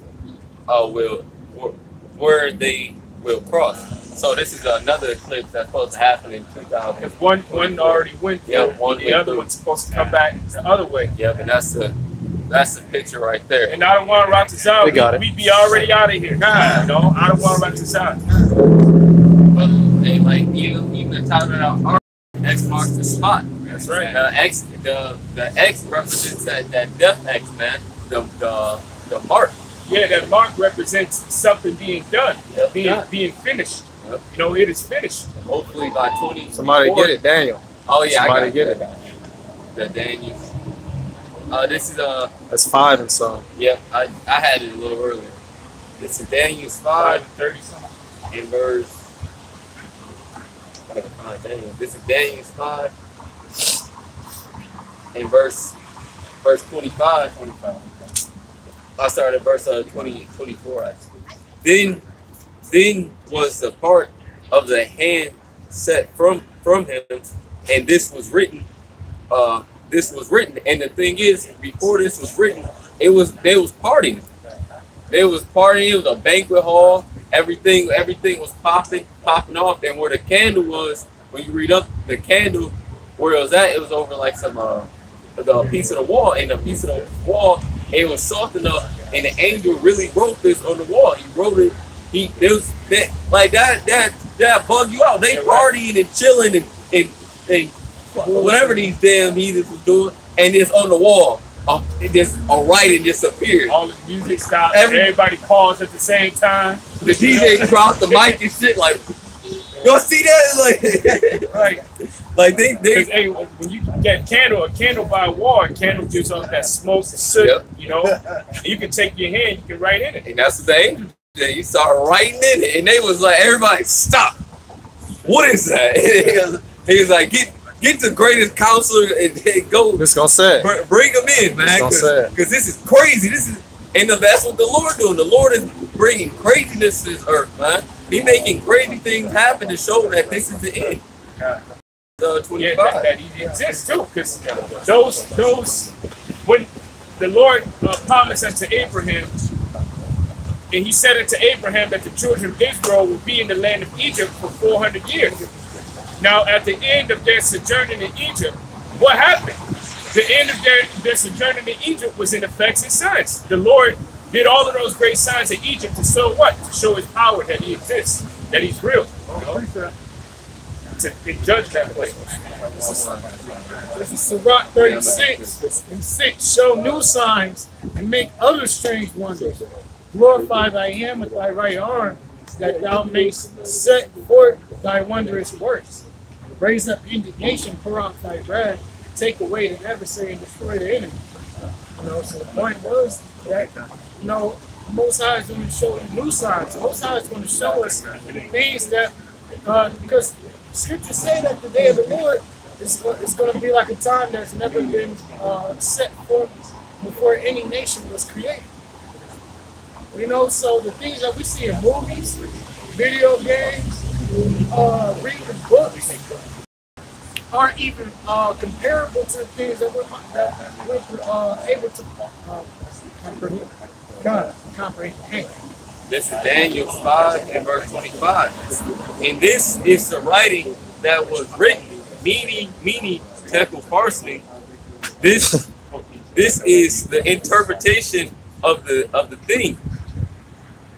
Meaning Yahweh have numbered thy kingdom and finished it. Tekel, thou art weighed in the balance and are found wanting. And like the brother brought out the other day, or wanting, like when the moon is waxing, it's getting bigger and bigger and bigger, but he's saying it's wanting, meaning decreasing. That's what happened to his kingdom. It was decreasing, decreasing, man, till it became nothing. Verse 28. Also, thy kingdom is divided and given to the Medes and Persians. So the Lord divided the kingdom and gave it to the Medio and Persians. The Medio-Persian Empire was Japhet and Elam ruling together. But every kingdom has a time, and it has a let it time that the Heavenly Father is going to let it go. Kind. And another sign is, because you spoke earlier about you praying that they don't get to finish this building over here, this plaza, whatever they're going to turn it into. Well, another sign that the Lord is judging this place is the fact that the worm is spread under this place. You know, bridges are falling down. You had that bridge in Miami that fell and killed those people. You know, you got the roads are decrepit. You know, hey, we hit a pothole on the way here. That was, hey, the first thing when you hit a pothole, you blame Esau and you tell the Lord, hey, please get us out of this place. You know, because there's potholes everywhere. Everywhere. You know, Everywhere. and they're constantly you got individual people who have money that'll build up a building, but really the elites aren't trying to really invest their money back into this place because even they know. But this is the book of Isaiah, the 14th chapter, verse I'll start at 9. It says, "Hell from beneath is moved to meet thee at thy coming. It stirreth up the dead for thee, even all the chief ones of the earth. It have raised up from their thrones all the kings of the nations," because these nations are gearing up to fight in war. That's the wars and rumors of war. It says, "All they shall speak and say unto thee, art thou also become as we? Art thou become like unto us? Thy pomp is brought down to the grave." Pride. But pride is being brought down. That white supremacy, that Edomite pride is being brought down. That's why y'all freaking out. That's why y'all bugging out about that Elder Malcolm videos, the Apostle Tar's videos, brothers' videos around the four corners of the earth. Y'all tweaking, man. That's the reason why they shooting up mosque in New Zealand. Yep. You know, because their pomp is being brought down to the grave. There's no more white pride. You know, they're decreasing. They're being made small. They can't reproduce the way that they used to. Their women can't reproduce. That's the reason why a lot of times when you look, I was meditating on this, when you look at commercials, you don't see the so-called white man with white women anymore. You see white man with who? You see white men in the commercials with so-called Negro women, with Jake women, because that's the vibration that they're pushing out there. The white woman's womb is dead, man. That's right. It's dead. You know, you can't reproduce, and you're addicted to opioids. The so-called white man is losing. All right, and what he's doing is he's malfunctioning. You know how when a machine overheats, you know, your mind is overheating, you're going crazy, you're going postal, you're shooting up things. All right, because you feel as if everybody in the world is against you, which they are, man. All right, and you're the reason behind that. So yeah, your pomp is being brought down to the grave, man. It says, "In the noise of thy vows, the worm is spread under thee, and the worms cover thee." You know, that worm is that corrosion. What happens? You claim. What happens?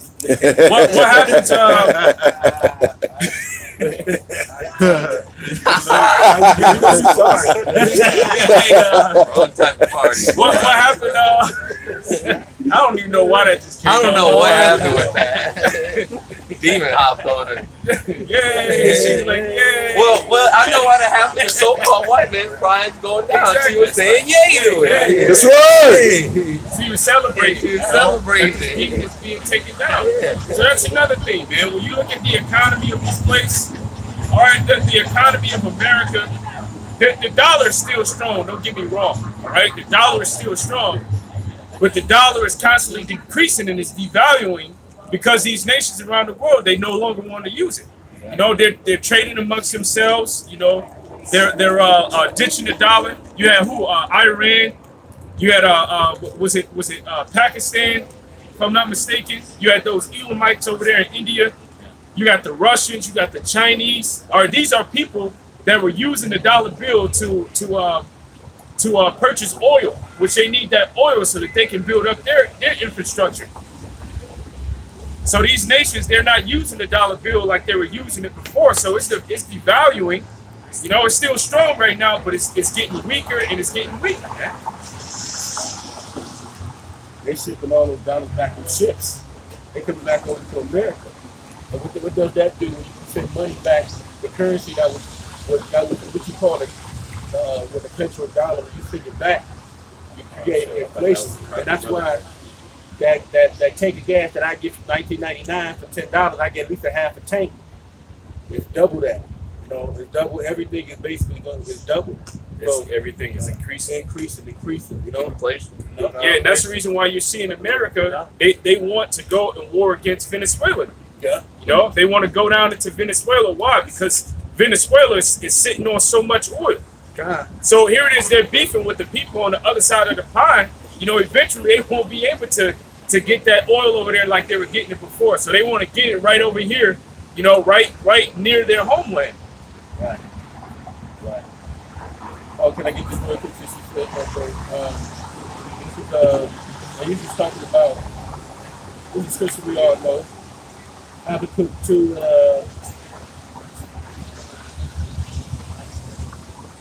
Habakkuk 2 and 6. It says, shall not all these take up a parable against him, and a Tony proverb against him, and say, woe to him that increaseth, which is not his, how long, and to him that laid himself with big clay.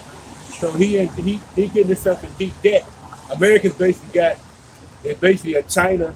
Well, basically China owns a lot of land in America. That's right. You know, the dollar is weaker than shit. It's weak. And a glass jaw. A glass jaw. Glass jaw. It's weak. And it's coming up short like a midget on his knees. You know what I mean? It looked like Conor McGregor losing to Nayu, just getting his ass pulled, getting dragged. But the world making it. If you put the thought, like, you can take monopoly money and use it as currency. It's the same thing. It's the exact same.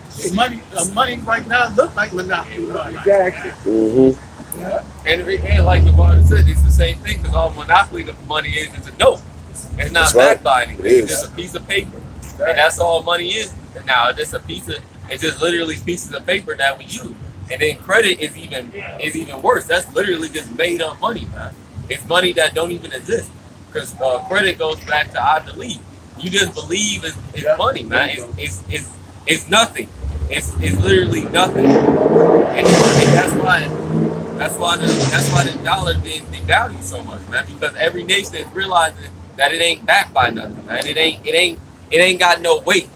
And they The only like thing that's backing it is the oil. Yep. You know? Here's a picture how dollar, the regular money look like without the money. I don't know where it's at. Look just like it too. You know, same thing. Money. That right there is to let you know that it's a joke. You know, the real money is gold and silver. That's right. The real money is gold and silver. And what did the elites do? You know, they tried to collect all of the gold, you know, within the world and to hold it for themselves. Even with gold, you know, which I believe it was you that was mentioning this, that if people were just able to gather gold and to have it themselves, the value of gold wouldn't be as great as it is right now. You know, it won't be as great as it is right now. So if each person, if they were to divide all of that gold up that the elites have and to give it to everybody upon the planet Earth, that'll put everybody on an equal level. You know, so them holding that gold, that puts them up high and that puts everybody else down very low. You know? They keep the rich and the poor. Esau want to keep it just like that, man. He want to keep that rich and that poor. He want to keep, and that's the devil, man. Only the devil will operate like that to just keep all the money to just Solomon servants, man. Yeah, they was decked out, rich as hell. And but Esau, he real quick, you can get Obadiah. This is the book of Obadiah. Okay, God. This is the book of Obadiah, chapter 1. Right here, bro. Oh, you already read it? Okay, God. No, go ahead and read it, bro. Okay, God. This is the book of Obadiah, chapter 1, and verse 1. The vision of Obadiah, thus saith the Lord Yahweh power concerning Edom. Yep. We have heard. You modern day so-called white people, you like do this, man. Concerning you, this is the vision that Obadiah spoke about you. We have heard a rumor from the Lord Yahweh, and an ambassador is sent among the heathen. Arise ye, and let us rise up against her in battle. Yep, because the heathens are ready to rise up against you in battle, man. They ready to duke it out with you, man, because they mad. Yeah, that's the reason why the scripture said in Isaiah 14, our thou becometh complete. You know, because the money that they normally would use to for agriculture, you know, and to plant crops and to, you know, use it for farming, they're using that money now to put into their weapons. You know, they're beating their plowshares into sports. And those sports is thermonuclear missiles. So now that they have that thermonuclear technology, they're not afraid of America. They also got Russia to back them. You know, Russia is a guard unto them. So now they're puffing at America. Thou become as weak as we. Behold, I have made thee small among the heathen. Thou art greatly despised. The pride of thine heart. And they are becoming small. Because guess what? They're men, you know, and women, they can't reproduce and have children like they used to. You know? Esau busting blinks. Hey, their children is heavily addicted to drugs. We were just talking about that not too long ago. You know, when with the New Zealand shooter, he felt as if, you know, the so-called white man is pretty much being threatened. Everybody's against them. Why? Because they're becoming small. That great white pride is depleting. God. Like your man was saying, they dying off faster than they can replenish. It's about like every 3 die of every 2 that's being born. So if they keep doing the math, they're gonna be dead before they even replenish themselves. You know, the math don't work. Well, really, it's the Most High Heavenly Father's. You know, that's another sign from the Most High. You being made small is another sign from the Most High Heavenly Father. What was their slogan back like in the 50s? They had 2.5 children and things of that. They started even then. They had a big white picket fence and a house and whatever. So ever since you've been slow rolling, hey, the rest of the nation's been getting the buggy, man. And they really hated once they see one of their daughters with Jake. Like on the video, you're a whore, you're a slut, you like black cock. Hey, you see the video on World Star, you know, you like black, go suck a nigger's dick, you know. Like, she got cornrows. They really hate that. Yeah, she started getting the dreadlocks with the little Jews at the end. And don't they get the look that they've been hit by a brother? They go get the that's big. Like I'm gonna get you, sucker. Get the 2 braids on the side. They supposed to be looking like girls, but their face just changed. So you can tell they were brothers before. The haircut. Or the faces are different. Look, bro. Hip spread. They don't gotta say nothing. Now she got a bubble. Where that come from? You know what I mean? That's messing with Jake, man. Right. You know, after as long as they've been messing with us in this world and making us depressed, man, we just, hey, Jake go, hey, what the scripture say? We're gonna hit back, literally. Oh, here you go one. He says, this is Exodus 1:7. He said, and the children of Israel were fruitful and increased abundantly, and multiplied and waxed exceedingly mightily, and the land was filled with them. And now there arose up a new king over Egypt, because we under this king in Egypt right here. Yeah. And which knew not Joseph, and he said unto his people, behold, the children of Israel are more mightier than we. So they noticed the whole world, Israel is more mightier than we. They can't really tell you that. They can't really tell you who Jake is. And we know Jake look like every nation. You know, we basically a nation. Each tribe is a nation on its own, man. You go down to Puerto Rican got millions of people. You know, you go down to the so-called Judites. They got millions of people. And they look like every nation because of the sea. Don't go down to Issachar swamping everybody, bro. You know? Okay? Got a whole Mexico for us. A whole Mexico. We got a whole central of Zebulun. We got a whole Israel's like a whole nation. Let me finish this off and let you brothers get back to what y'all doing. And it says, come on, let's deal wisely with them. Let's say multiply, and it come to pass that when they fall out, it falls out anymore, they join also unto our enemy. And that's how they feel, man. Yeah. Gotta keep on. The first, and they say, and fight against us, so get them out of the land. That is not the scripture.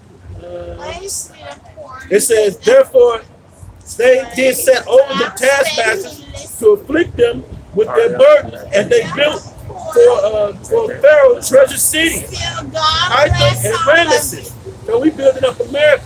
We built this up, man, on the sweat the back of all these tribes.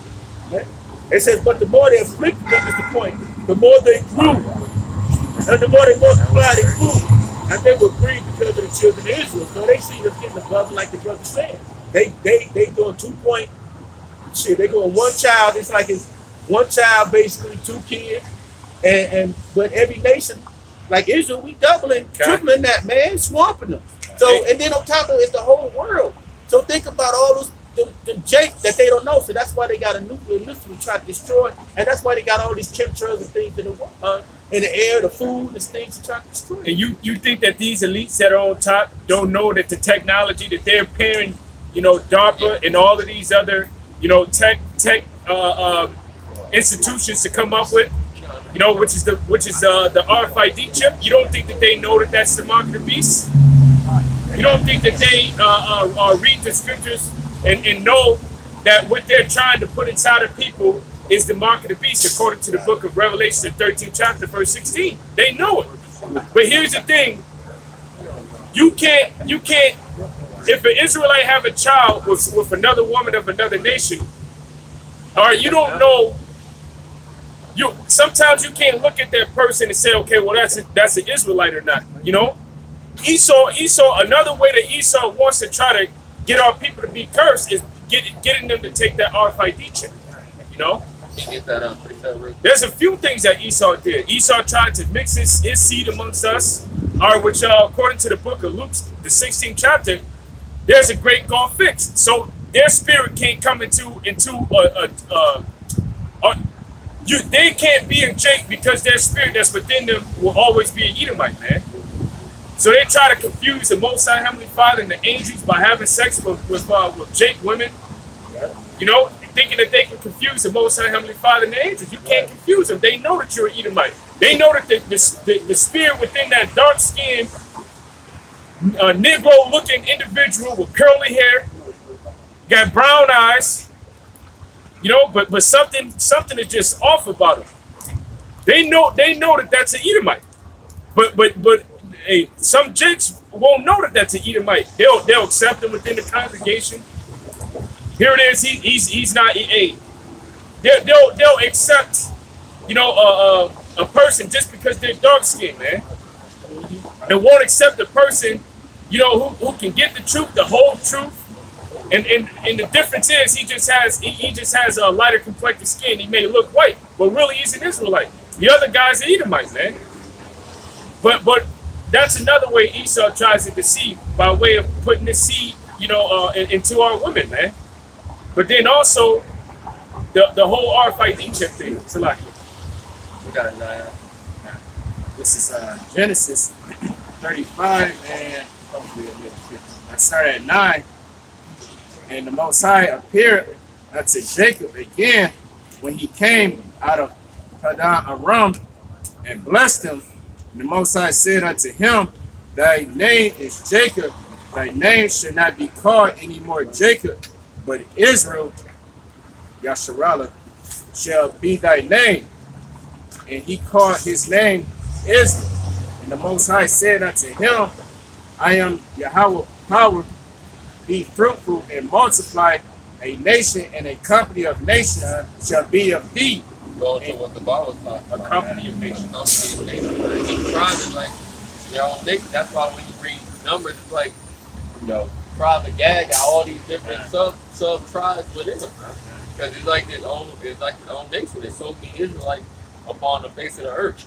I gotta see some. And kings shall come out of thy loins.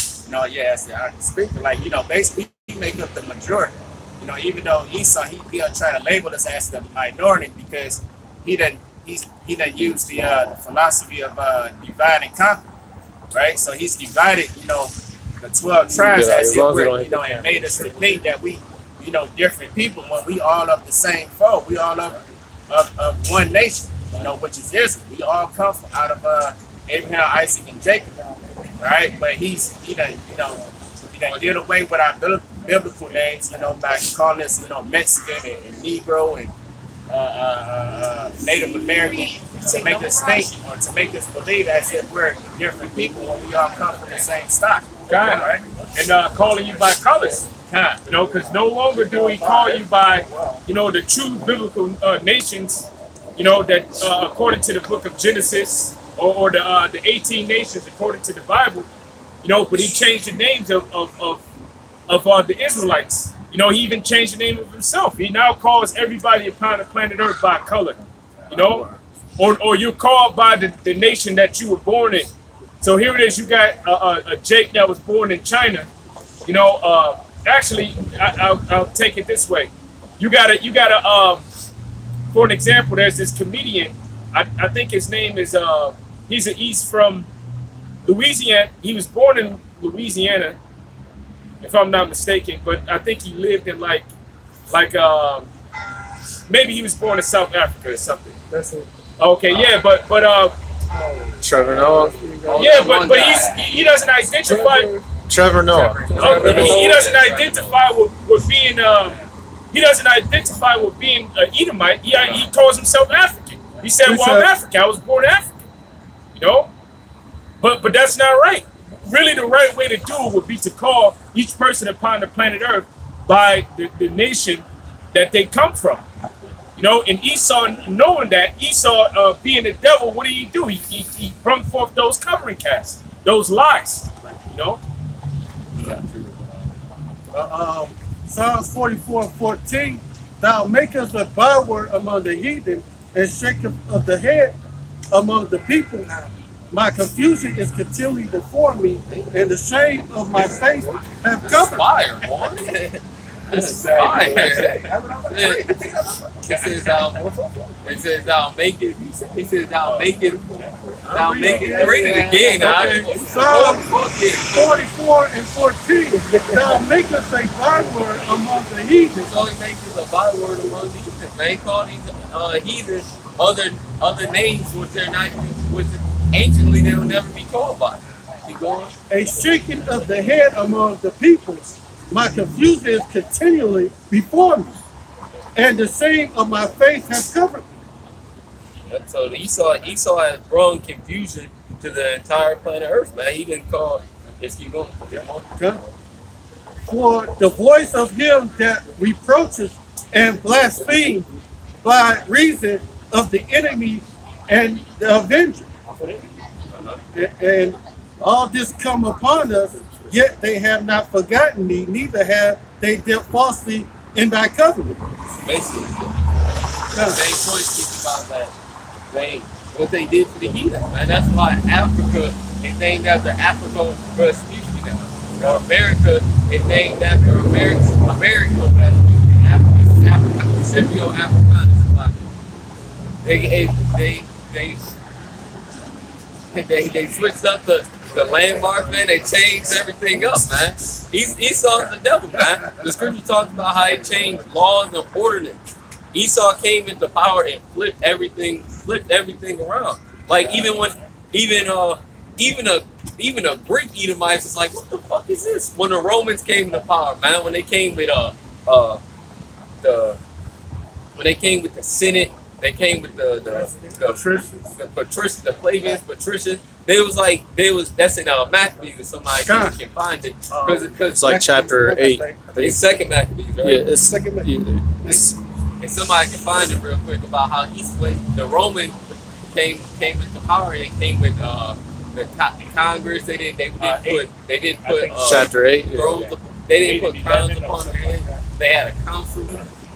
Somebody can find that because Esau. Type in purple. It'll show up. Yeah, the word purple is in there. Because when Esau came into power after Romans, he was just terrible. Yeah, he was terrible, man. Terrible.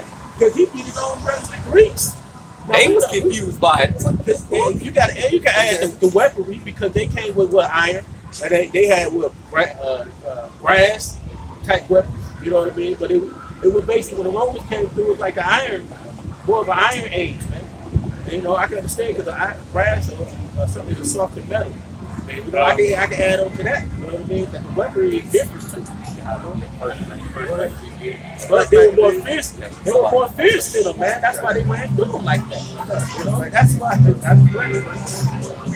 That's why I look those Greeks, the Greeks and the Romans were the same people, but the fierceness of the Romans was way more terrible than the Greeks. And the ocean was getting punked out. Oh shit. Man, come on, bro. Okay, with that firepower. Right. Whatever was one Antioch, they was tough, man. You know? That's the reason why in the vision of Daniel, the 7th chapter, the Most High Heavenly Father likened, actually it was not the vision of Daniel, the vision of Nebuchadnezzar. The Most High Heavenly Father likened them up unto being a beast with iron teeth, you know, and iron claws. You know, because that's what they rule with. They rule with the iron. Their weapons were made out of iron. Their military was fierce. You know, it was very, very fierce. And with that power, that great military power, they were able to stomp out those kingdoms that were before them. You know, the Greek kingdom, the Persian and the Mede kingdom, the Babylonian kingdom. You know, and to take as well as expand it and make their kingdom even larger. The Romans. Not saying that they didn't have iron weapons either, but the Romans were they were terrible, man. You go through history and find this. And even Esau today. Esau today. You know, and with the military weaponry that he has, you know, the capabilities that he has, yeah. You know, he got a satellite where he can use the satellite to guide a missile. He can guide a missile. He doesn't just put the missile within the computer, you know, and you know, just press a button and the missile just shoots off. He literally guides the missile, you know, like you would do with the remote control car. God. Remote control car. Seeking guiding missile. You know, like they show you in the games like Call of Duty. You know, when you get a special weapon, you can guide it to where you want it to go. And then you got smart weapons. You know that they can maneuver, they can change their course, they can fly up and down, side to side. You know, they can go around. You know, they can maneuver, but they'll still go to their destination. And they got that technology within a thermonuclear weapon. And that's what they did in the Gulf War back in 1990. They had the smart bombs, and you could see they were showing on television. You could see it directly going to the target. You can see it now because they still have it. But back when that was the first time you saw it on TV, it was amazing to see. I remember the day that Gulf War started. When it started, when those jets started shooting off the aircraft carrier. I remember them lights on the back, man, shooting off. And it was like a calm and scary feeling when you saw that, because it was like, because you had to be peaceful. And like, man, I remember telling my older brother, I said they started the war. He said they came from Oakland, and he was like 23, and he said they did. You know, he was like, he was stunned, like they stayed with the war, and it was all on every television, man. And then when they come with the smart, they were showing it. Just like my man who dropped Fat Man Little Boy, one of the Rothschilds or the Rockefellers, was on the airplane when they dropped. They want to see what they destroying. You know? And you think that you can fight against them with a 9mm with 9 shots in it, man? And you bust a shot with sideways. We're thrown at the mercy of the Most High Heavenly Father, and we need him. We need him, and we need his son, man. And you can't take down Esau by yourself. You gotta trust in the Lord to deliver you. You gotta show faith and believe with your whole heart, mind, body, and soul. Because Esau does have a strong military, man. He does have a strong military. And guess what? That's the reason why it's gonna take Russia, as well as all of these other nations, to come together to fight against Esau. All right, because if Russia just decided that they wanted to fight against America alone, hey, they'll get destroyed, man. If Iran decided that they just wanted to fight against America by themselves, they'll get destroyed. That's the reason why the scriptures, because it's the Most High Heavenly Father's doing, and it's beautiful, it's marvelous. The Most High Heavenly Father is mustering the battle, man. He's getting all of these nations to come together, because all of these nations together are going to use their militaries to fight against this place, and they're going to use the thermonuclear weaponry. No, I just want to make the statement real quick because Khan brought out a good point. America alone, if one country went against America alone, they're gonna get smashed, no matter who they are. The Lord set them up.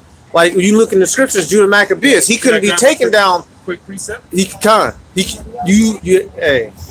You got it. You can. Oh yeah, I was just gonna say Judas Maccabeus. He didn't die and had one-on-one combat. He ended up getting over encumbered. It was too many enemies for him and his small group to go up against. It's the same way for America. That's why the Lord is. It tells you in that second Esdras, what it says, the dragons of Arabia. All the nations. That's how they going. Because hey, despite all the smack we talk on America, they still have the greatest, strongest military. Not just America, because America is a part of NATO. So it's America and NATO. You know. Yeah.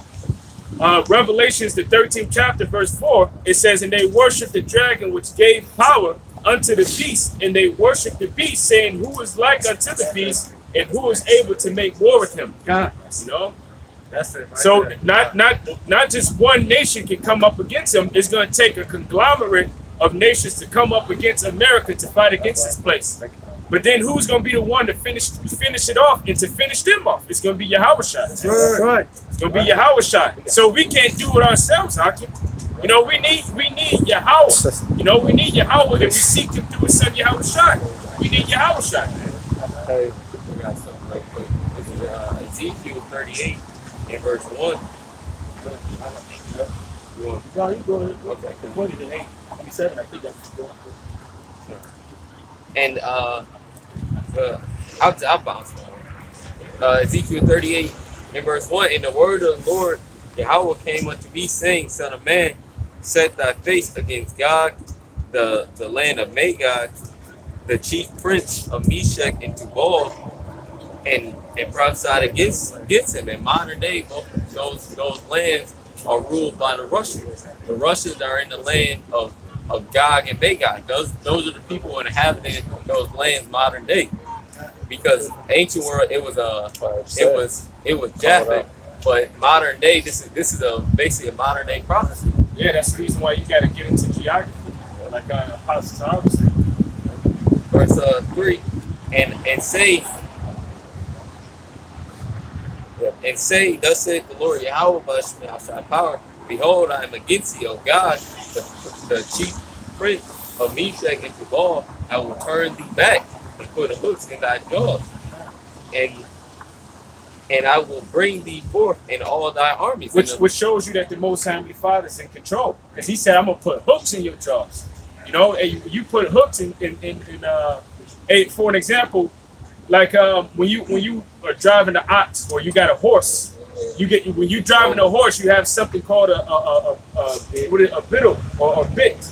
You know, you put it within that horse's mouth, and you're able to take that horse, and you can turn it right, or you can turn it left, and you take it wherever you want to take it. And the Most High Heavenly Father is doing that unto these other nations. He's doing it unto the leaders of Russia. He's doing it unto the leaders of Iran. And that goes that goes right along with the scriptures. You know, it proves Heavenly Father's in control of this thing. And the scriptures say within the book of I think that's Proverbs. It says that the king's mind is like water. It's like a river of water, and the Lord turneth it whithersoever He will. You know, and how does He do it? He do it through putting thoughts inside of their mind while they sleep upon their bed, while they're dreaming. He put thoughts inside of their mind for them to fulfill certain things.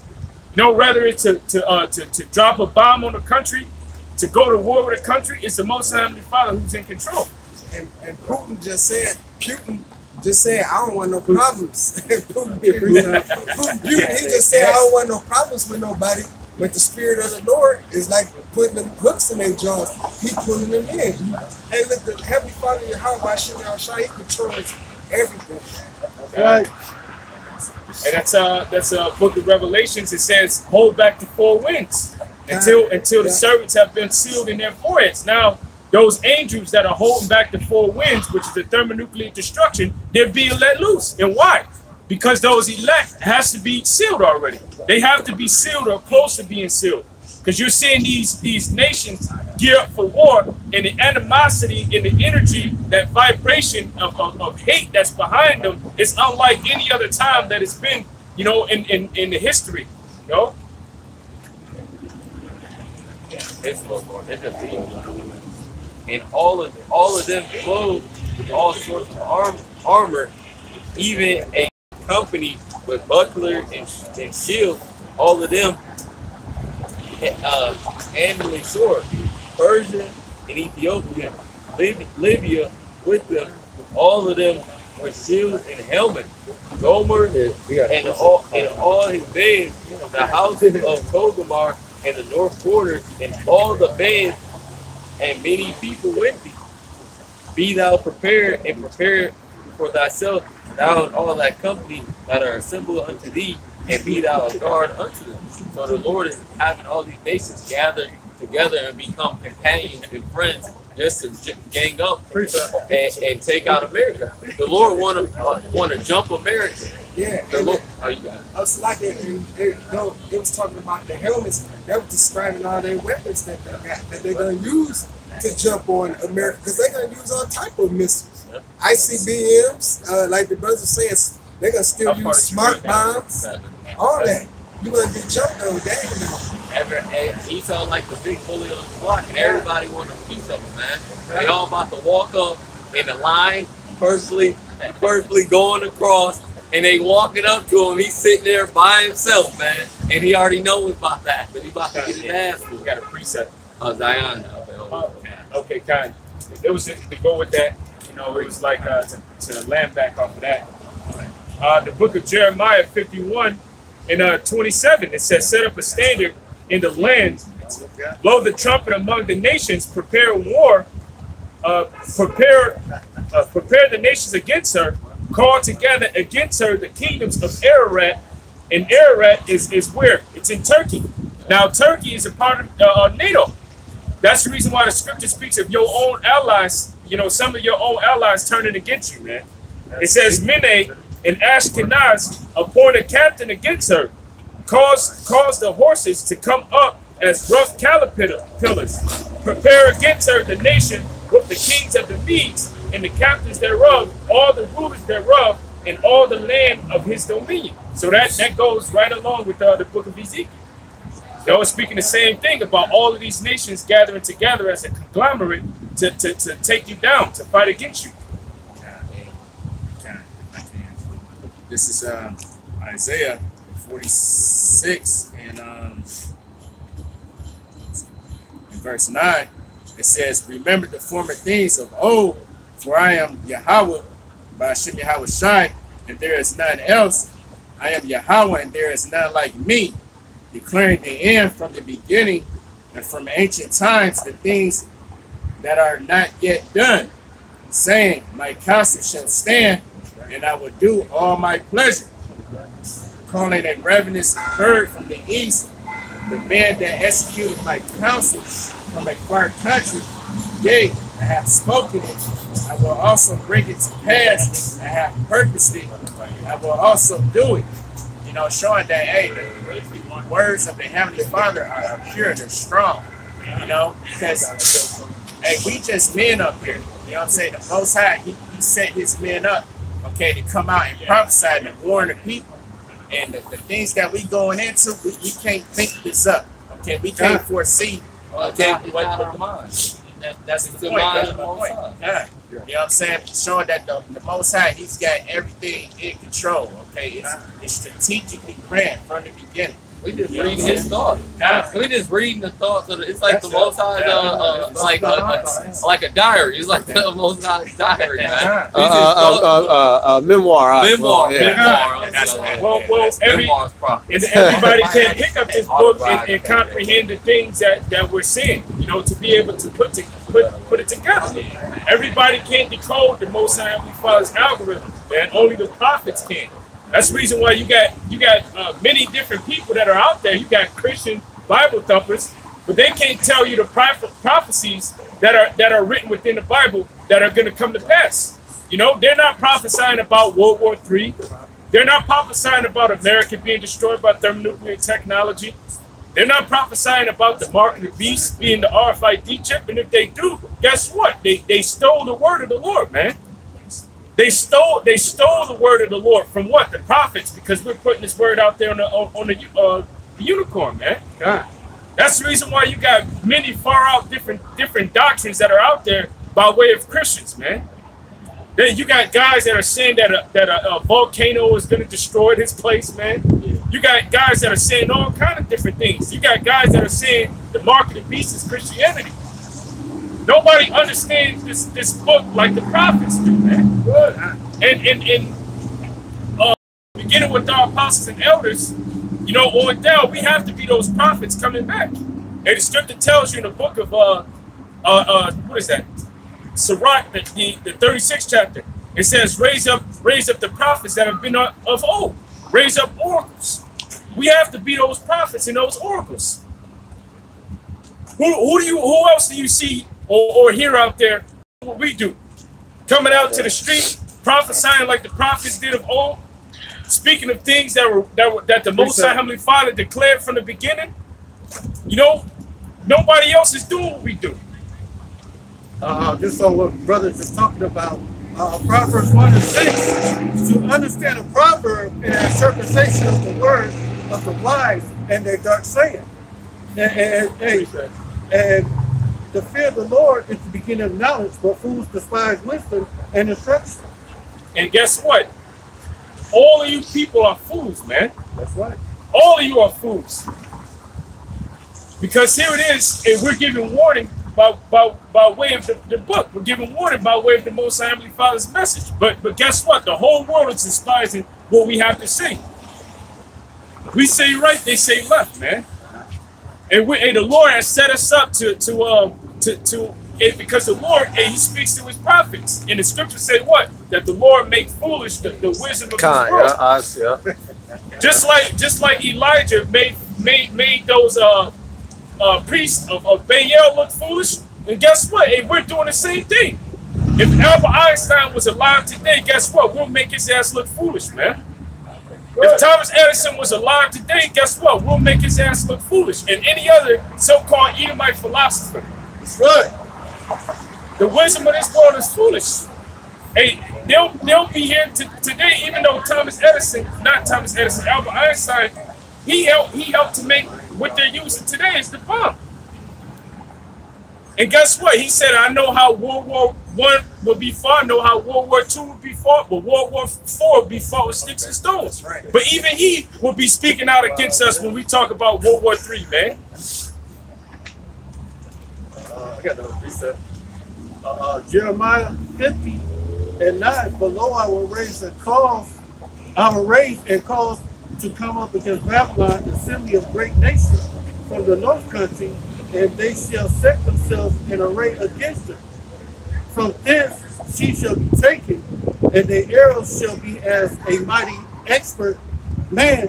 Taken like a woman getting that box took, man. And because they call it the virgin daughter of Babylon. That's what the scriptures call it.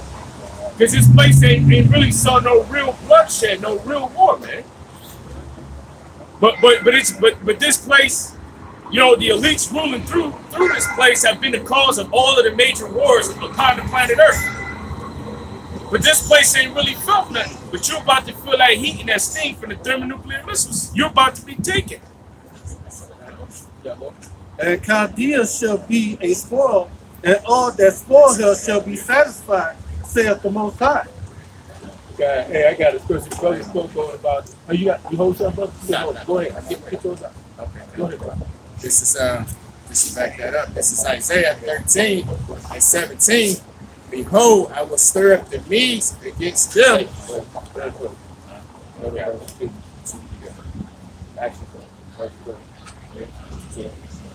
This is Isaiah 13 and 3. I have commanded my sanctified ones. I have also called my mighty ones for mine anger, even them that rejoice in my highness. The Lord is using. You know what? Can you start up? Start at 9.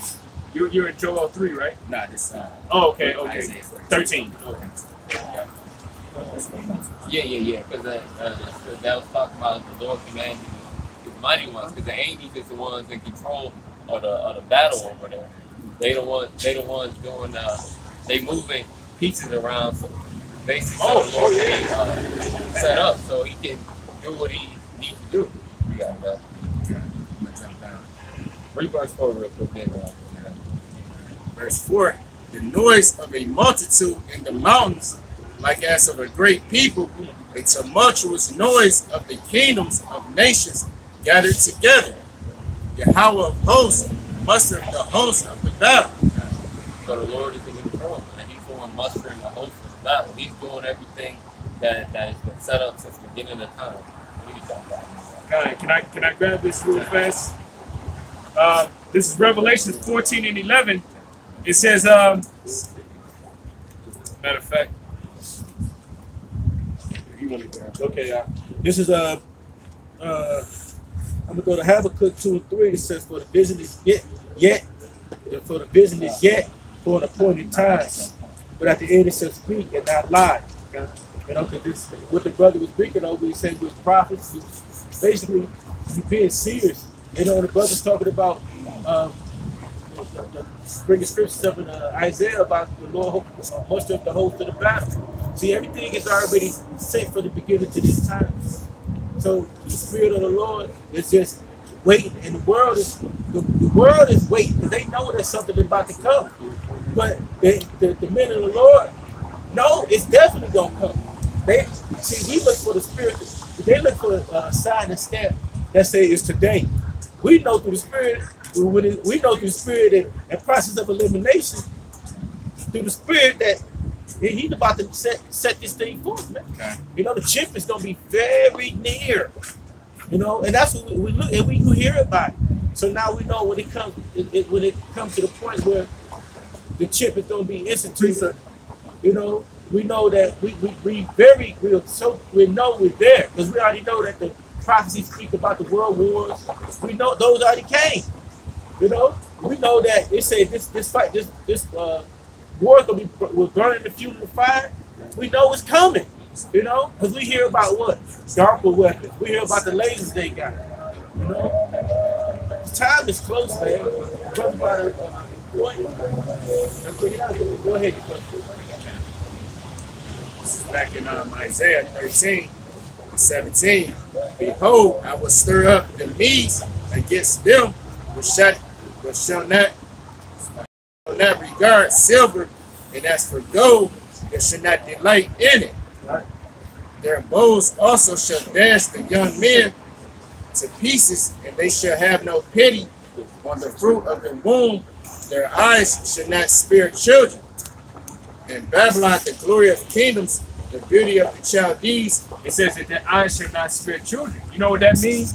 There's women somewhere in the paternity ward of a hospital, you know, or whatever they call it. Yeah, you know. It's somewhere she's pregnant, you know, she's delivering, she's on the delivering bed, you know, and she's in labor. You think that they're gonna care that that woman just brought forth her child and she didn't get a chance to even wean her child, let her child teach? Those persons don't care, man. They're not thinking about that. They're thinking about ending this place. So their eyes shall not spare children. You know, their eyes shall not spare children. When they push those buttons, they're not gonna care that there's little infants that are over here, man. Hey, like he said they don't care about the children. They don't care about silver and gold in the scripture. That's right. What you think they don't care about your children? The Carmanians are gonna be crazy with them, with everybody, man. Plus, all the nations, the dirt, the troops, and everything that's gonna come over here, man. And you ain't gonna care about silver and gold. You know, you can take back and go to your country and be rich. Shit, you think you don't care about some flesh and people? Shit, they want that ass, America. You know. Go ahead, brother. Side. In Babylon, the glory of kingdoms, the beauty of the Chaldees, excellency shall be as when the Most High overthrew Sodom and Gomorrah. Right? And hey, even Prophet Jake, you know, he heard through the grapevine what happened to Sodom and Gomorrah. And the Most High destroyed that place for its wickedness and hell. And shit. And we in Sodom all over again. Sodom and Egypt. You know what I'm saying? And all the wickedness that go on here, all the faggotry, lesbianism, forget this guy's name. He called it the LMNOP community. You know what I'm saying? As a joke. You know what I'm saying? I don't know. as you know, just playing on as playing on what do you call that shit, the element, that transsexual lesbian bullshit, madness. God, but yeah, this place is just full of confusion, and it's gotta come to an end, man, because you know we can't raise up seed, you know what I'm saying, in their right mind in this wicked ass way. You know what I'm saying? Because as you try to teach your seeds the right thing, when they go out in the world, they go to school to Esau's educational system, right? And everything gets turned upside down. You know what I'm saying? They come back home, tell you all type of crazy shit they done learned from school. In Illinois, they passed Illinois passed legislature saying that they want to teach children or educate children about the LMNOP community. You know? You know what I'm saying? But here it is, you're not even afforded the rights in this place to teach and educate your own children. You have to send your children to their schools to be educated, and they teach them about things that you're against. Here it is, you're an Israelite, but you're sending your children to Esau schools, and Esau is teaching your children that it's okay to be drags, that it's okay to be gay. You know, that's not right. And then when you speak out against it, guess what? You're a bad parent now. So now they want to take your children away from you and put your children in a foster care. This place is completely corrupt, man. Now, what's going to happen, all right, because the scripture says that Babylon shall be overthrown as Sodom and Gomorrah. How was Sodom and Gomorrah overthrown? How was it taken down? What did the Lord use? The Lord used what was known at that time as fire and brimstone. But that's the same technology that's within those thermonuclear missiles. But it's more advanced because the Lord put the technology in Esau's mind to be able to put certain chemicals together to make that fire even more advanced. That's the reason why when those nukes hit, it's going to burn even hotter than the sun. But he left Sodom and Gomorrah as an example for those that afterwards should live ungodly. Now America has grown and become more ungodly than any nation that preceded this place. So guess what? The Lord has a great destruction for this place. When was ancient Babylon destroyed, man? When was ancient Babylon destroyed by fire? That's a better question to ask. It wasn't. All right, the land of Babylon is still over there today. All right, modern day Iraq. Who's dwelling in Iraq? All right, you got certain corner stores that are set up, or corner bodegas, as they would call it. But who's running it? You got people that call themselves the Chaldeans, man.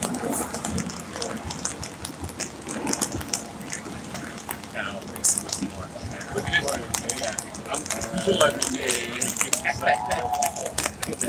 at this. Verse 20, Isaiah 13 and 20, it shall never be inhabited, neither shall it be dwelt in from generation to generation. Neither shall the Arabian pitch tent there, neither shall the shepherds make their clothes there. So, hey, you know, all your Arabians, you were the Arabians, the Arabs. The Arabs, they own the gas station, they own the liquor store, they own the chicken spot. They in there calling you brother, but selling you salami sandwiches. Now they got they got Mexican joints. Yeah, they now. got Mexican joints. They got everything, man. They selling you incense. They selling you black soap. You know. They selling you doo-doo soap. That's on the spot. And they got their tents pitched, but here it is. They don't go and set up in Esau's community. They don't go in the suburbs. All right, and the reason that they don't go in the suburbs because Esau's cheap ass ain't trying to spend no money, man. You know, Esau, they're real frugal, so they try to save their money. They try to pinch. You know, these so-called Edomites, they ain't really trying to spend no money, which really a lot of them are going broke. They poor, they're hurting just like Jake, man. But they come and they pitch their tents inside of Jake communities. Why? Because they know that Jake is under the curses. They know that we go to our oppressors for one of all things. And that's one of the reasons why they ship their goods here to America. Because the biggest consumers are the poor, and the poor is the Negroes, Latinos, and Native Americans, man. And these nations know that. So guess what? They play on that. They Jake is working, and they taking their check. They going to buy iPhones. What is these Arabs own? They own the cell phone stores, man. They're going to buy groceries. Who's in the grocery store? You got Arabs, you know, selling you, you know, your TV dinners, your hot pockets. You know. This book of Ezekiel, chapter 35, and verse 6. Therefore, as I live, says the Lord Yahweh, I will prepare thee unto blood, and blood shall pursue thee. Since thou hast not hated blood, even blood shall pursue thee. Thus will I make Mount Seir most desolate, and cut off from it him that passeth out, and him that returneth. And I will fill his mountains with the slain men, in thy hills and in thy valleys, and in all thy rivers shall they fall that are slain with the sword. That's what you're talking about. Esau, you should have started at 5. Bring 5 out real quick. Verse 5, Ezekiel 35 and 5. Because thou hast had a perpetual hatred, and hast shed the blood of the children of Israel by the force of the sword, and the time of their calamity, and the time that their iniquity had an end. Right. So that was something you return to Babylon to these people. What's going to happen to the damn Edomites, man? The destruction going to come upon them, man, because of the love to interfere in everybody's stuff. They love to dissect you. I mean, they love blood. They go into war. They came into Gad area and they were just destroying it for fun. Wishbone for the kids. You didn't have to kill a baby that was just being born or etc. You know, they love blood. They love eating blood. They love, you know, it's their whole persona, man. Blood gonna pursue their ass. You know, what it say? He that kills with it. You know. They gonna reap the same thing, the same destruction. You know, because it ain't gonna be at least don't see your ass looking stupid. When no troops come in here, because they got sleeper cells in the country. They got them in Mexico. In Mexico, they smuggled in with this. It's the land of unwalled village, so they just coming on the shore. You know, off their submarines. They coming on. They come through Canada. You know, they gonna shut this place down. And when they come, all the troops they gonna pursue all the blood that you bloodshed. You ain't gonna get that destroyed. That's what they think about Esau. He think it's not gonna come to him. That's why they're an army of one. You know, no one can take down the American military. You know, think it's never gonna come to him. But blood shall pursue you, man. Hey, you got M. Jong-un. You know, Kim Jong-un over there. Yeah, he over there. Whatever the hell he is. Yeah, whatever that motherfucker is. You know, his ass over there, he got to do his little dude to do some shit too. Yeah. You know what I mean? His 3 or 4 can do something too. You know what I mean? That shit can take that West Coast. I mean, a little bit of that West Coast. Yeah, exactly. Don't it? With the number, then you got gas pipelines in this place, man. You got some damn nuclear plants. You got those oil reserves, refineries and shit that they just saving up. They just saving up just because they think they're gonna stop forever. You got something else from This book of Jeremiah, chapter 49 and 12. But thus saith Yahweh by Hashem Yahushai, behold, they whose judgment was not to drink of the cup have surely drunken. And art thou he that shall altogether go unpunished? Thou shalt not go unpunished, but thou shalt surely drink it. You gonna drink it at, man. You just go, that cup don't go what? Come pass right over you, man. That cup is gonna go right on to you. See, you gonna get that slavery, man. You gonna get everything that you got there for double. A double according to her works, man. You know, destruction is gonna come upon Israel. Israel over there, man, at this moment, the goddamn motherfucking chief of destruction, man. Esau, hey, he destroyed your world, and they like said the beast, man, we put that out last week. He gonna see it. So he'll destroy yours and go try to go hide under sea, in top of Carmel, you know, in the mountains basically. He gonna try to go to space station and hide out and then try to be, is it over? And then he gonna come back and come back and stand on these Americans on the earth again to be the only, 500,000 people of Esau or some shit. You know what I mean? And that's the reason why the elites of them aren't repenting. Right. All of the wicked shit that they've done in the earth, but they still haven't repented of any of it.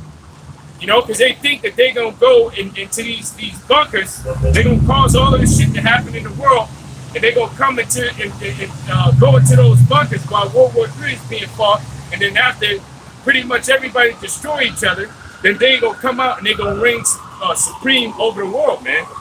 You know, they're going to rule over the. But as soon as you come out of those bunkers that you go into, guess what? You're going right into shackles. And if you had children while you were down there, guess what? Your little infant children, they're going into shackles too, man. We're not going to show any remorse. We're not going to show any mercy, any sympathy, no compassion, man. You didn't show any compassion upon our people, or upon our infants.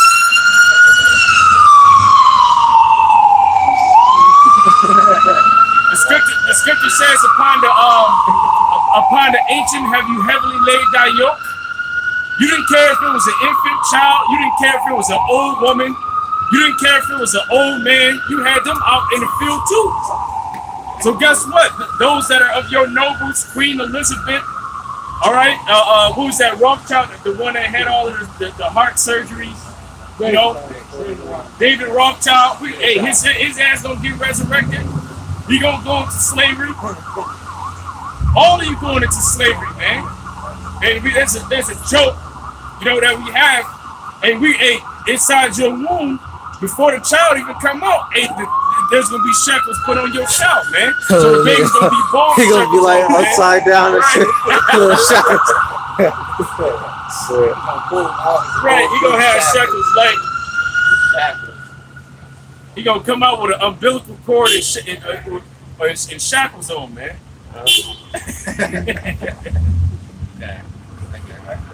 Go ahead, boy. This is Psalms 149. Start at 5. Let the saints be joyful in glory. Let them sing aloud upon their beds. Let the high praises of the Most High be in their mouth, and a two-edged sword in their hand, to execute vengeance upon the heathen and punishments upon the people, to bind their kings with chains and their nobles with letters of iron, to execute upon them the judgment written. This honor have all his saints. Praise ye Yahweh. You know, and hey, Lord, when we be of that number? You know, that's the day that we look forward to. Okay, to put all you heathens in hardcore slavery. Right? To put you on an all-day shift. You know what I'm saying? You know, all-day shift. Ain't less than 7. Ain't no all-day shift. It's an every day, every moment, every second. Lifetime shift. Lifetime shift. You're not supposed to get one measly 24 hours off for the Sabbath. I think I was reading a book, and it was talking about how the slaves, they would work them all fucking day, and then when it would be time for them to eat, they got to eat while they're working. Later on, in the nighttime, they don't get a chance to rest because they had to hang up tobacco. So they had to do even more work. So they were working Jake all fucking day, man. And then if you didn't meet your requirements, they will beat you. That's what you call a despotism. That's when you rule over with rigor and you rule over with hardship. And the reason that they did that is because they were concerned about self-preservation. Now you'll read about different people that were in the political arena back then, like Thomas Jefferson, or you may read about an English writer back then, and they'll speak on self-preservation. Self-preservation was they feared that one day that Jake and Gad will get together and combine together become a joint force to take them down. Like they give our enemies, that they come become another world, and they come up actually in the first chapter. They feared because of all of the slavery and the different things that they were doing unto Jake, that Jake was going to one day retaliate. So what they did was they would rule over them with the iron rod. They would rule over them with rigor to try to keep them down. This is James 2:13. It says, got it out, yeah. It says, for he shall have judgment without mercy, and hath showed no mercy, and mercy rejoices against judgment. So he ain't gonna have. So you think you can do all this hell to every? Hey, the world is gonna come against Esau.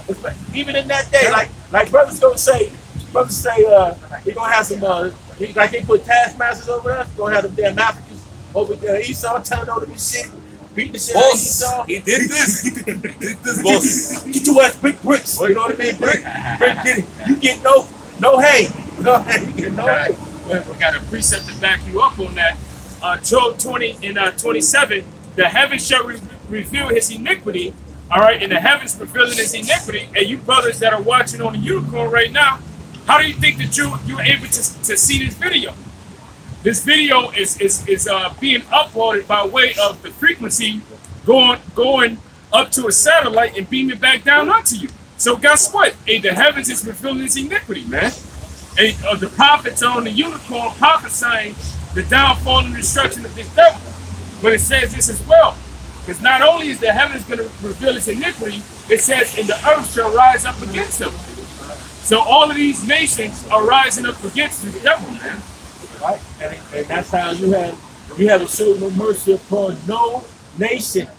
You know how you know you haven't shown no mercy? You put IMFs in their place, you tax them, you take their resources, you put them in debt to take their resources. That's no mercy. And they own land, you know? And if they fight back just a little bit, you want to destroy or you put some terroristic that they shall not worship the image of the beast, that they shall be put to death. Yeah, you put whatchamacallits on them. It's sanctions. Yeah. Because they didn't want to do what you did, what you coming in their place and they ain't nothing taking their resources. You don't want to go with your plan. So what you do? You make a story about the dude in Libya, like the Gaddafi. You go with you go to your boy Saddam. I guess Saddam got a key to the city back in the day in Detroit. But you put things on it. He was part of your little crew. Man, listen. Yeah, you just use them, and then when you're done, you throw them away. And now they flip on them.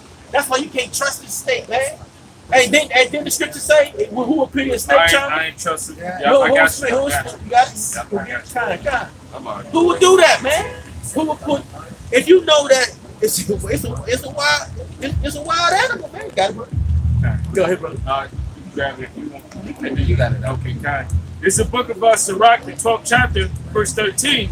Who will pity a charmer that is bitten with the serpent, or any such as come nigh wild beasts?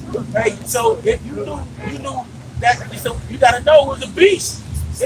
It's his nature is what? To be wild. What you think Esau's nature is?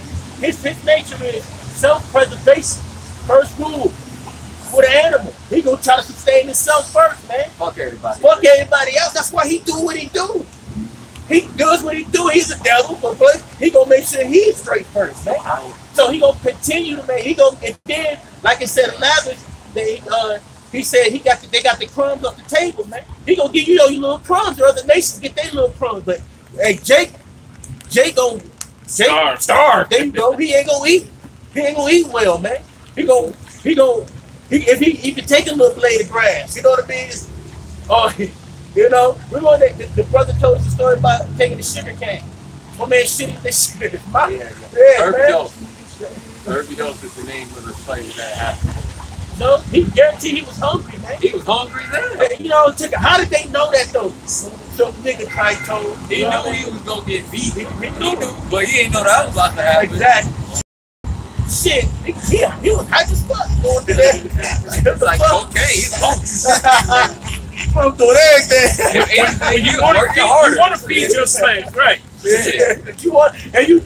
You got to do that. That's why I say, would you muzzle an ox, man? With that corn, man? Would you do that to him, man? I got a precept. Go ahead, bring it out, bro. This is Proverbs 6:30. It says, "Men do not despise a thief if he steal to satisfy his soul when he is hungry." God, would you? Hey, if a man stole to satisfy, all right, man. But you still got to pay that back, though. You know, you still got to work it off. But still, you did it for hunger. You know, this goddamn devil. He said, if they gather, would he gather till he had enough? Hell no, Esau wouldn't do that, man. Esau will take the whole fucking tree with him and go. He ain't gonna give you nothing. He gonna, hey, it said they would leave. It was the law for us to leave. Great. The groups too. Yeah, the reason that you would leave the grapes, you were leaving them for the fatherless. You were leaving them for the orphans, and you were leaving them for the widows. You know, so that they can have a form of support and be able to eat and sustain themselves without dying. And so Esau, you gonna come up for all these, since you've been calling yourself people who love the Lord or the land, the Bible is the land, the Bible is the law, the land, whatever. And when you said that, I feel like when you said that, you're gonna come across all these curses, man. All these curses gonna come onto you. Khan, this is the book of Sirach, the 33rd chapter, verse 24. It says, "Fodder and wine and burdens are for an ass, and bread and correction and work for a servant." But it also said that bread is for a servant. Not only is correction and work for a servant, but it says that bread. You're supposed to feed your servants. You're supposed to take care of them. Why? Because that's your money. Reading on, it says, "If thou set thy servant to labor, thou shalt find rest. But if thou let him go idle, he shall seek liberty. A yoke and a collar do bow the neck. So are the tortures and torments for an evil servant." Now Esau was tormenting and torturing you just out of him being wicked. You know, he wasn't doing it because you actually deserve chastisement. First of all, here it is. This is the people that you stole. Even a dog, if you take a dog and a dog that you randomly don't know that you went and you stole and you put in a cage, that dog is going to want to get out of that cage. That's just a basic instinct. But Esau, because you don't want to be in captivity, you want to leave, he was beating you, hanging you, whipping the flesh off of your back. Hello, brother. John Sally out here. Oh man. It says, "Send him to labor, that he be not idle, for idleness teacheth much evil." It says, "Send him to work, as is fit for him. If he be not obedient, put on more heavy fetters. But be not excessive towards any, and without discretion do nothing. If thou have a servant, let him be unto thee as thyself." That's the point. "Because thou hast brought him for a price. If thou have a servant, entreat him as a brother, for thou hast need of him as thine own soul. If thou entreat him evil, and he run from thee, which way would thou go to seek him?" And that's what was happening to our people in slavery, man. They were being mistreated by Esau for no fucking reason, just because he was a devil. If Esau woke up and he wanted to beat your head into the white meat, and he was just doing it. So guess what? You got a bunch of jakes that want to run and escape out of slavery, that's instinct. But what Esau would do when he catch them, he'll chop their foot off, he'll chop a hand off or chop a limb off, and he'll hang them. Why? Because he would do that to try to put fear in the rest of the slaves, man. So when we get you a slaver, we're not gonna show you any mercy, man. Right. We're not gonna treat you as a brother. God. All right, we're gonna double what you've done to us unto you, man. God. Right. Go ahead.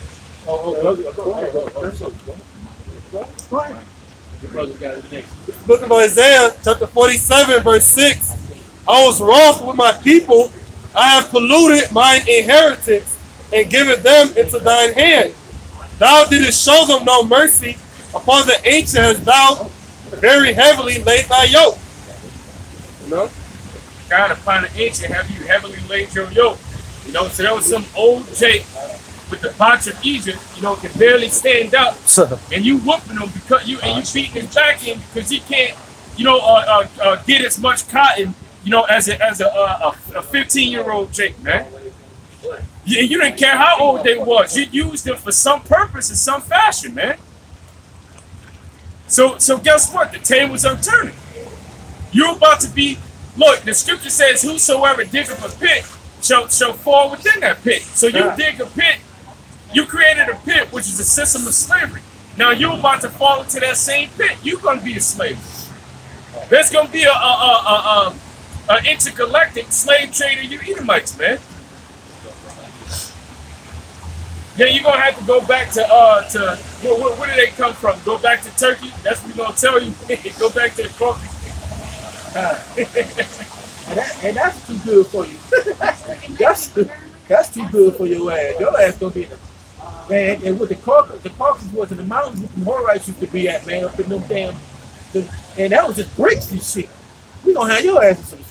Like you gave Gad the worst of the land. We gonna get you X, man. Talking is gonna be too good for you. Even though it's your land, we gonna make some shit for you. We gonna be living them up. Because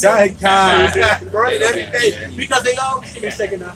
Because they always got their thing about them being dinosaurs and Neanderthals and stuff like that. Yeah, we know they're gonna be a Tyrannosaurus Rex gonna be chasing your ass every day. That's every day. The Kraken just gonna come out of the ground on your ass. That's their cardio, morning cardio. They're gonna go back to that Joe 30, man. They can go back to that Joe 30 brand. I was watching this funny ass video. It was an Edomite girl who something happened to her parents and they died, but she ended up getting raised by dogs. So she was walking on all four, barking and shit, growling. That's how the Edomites gonna be in the kingdom of heaven. You know, you just gonna understand. The only thing that you're gonna be able to understand is Khan and La'ah. That's it. That's all you need to know. And your clothes. Khan and La'ah. At my place, your clothes gonna be made out of different Khan.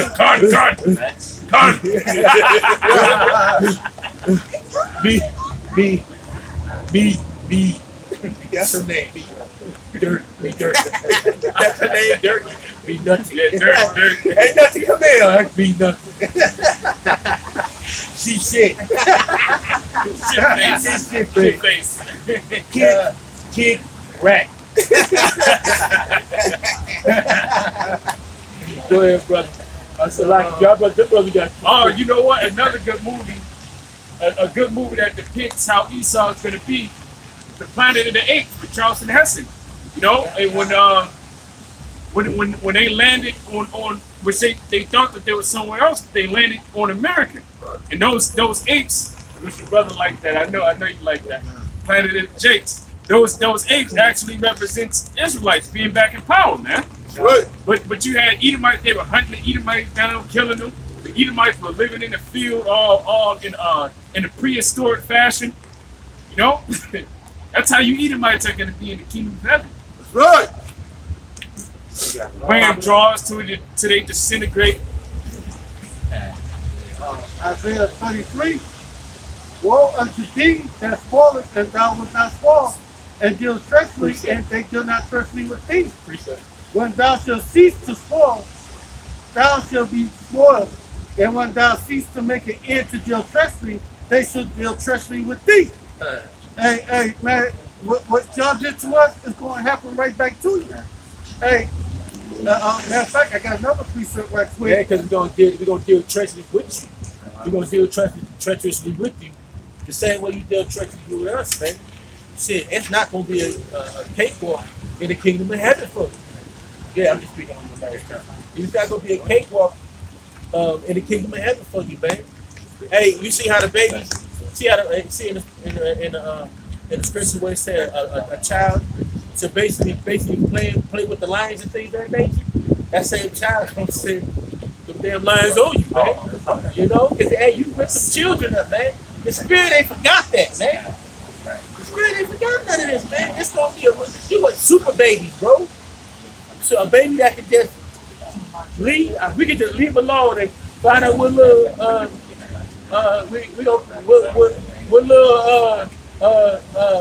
Barack, you know what I mean? Where little Barack at? You know, Barack is somewhere in Turkey. We over here in Jerusalem. He 4 months old. I ain't got super babies, man. Come on. All right. I'm just, you know, being silly percent. He gonna be doing it whatever, man.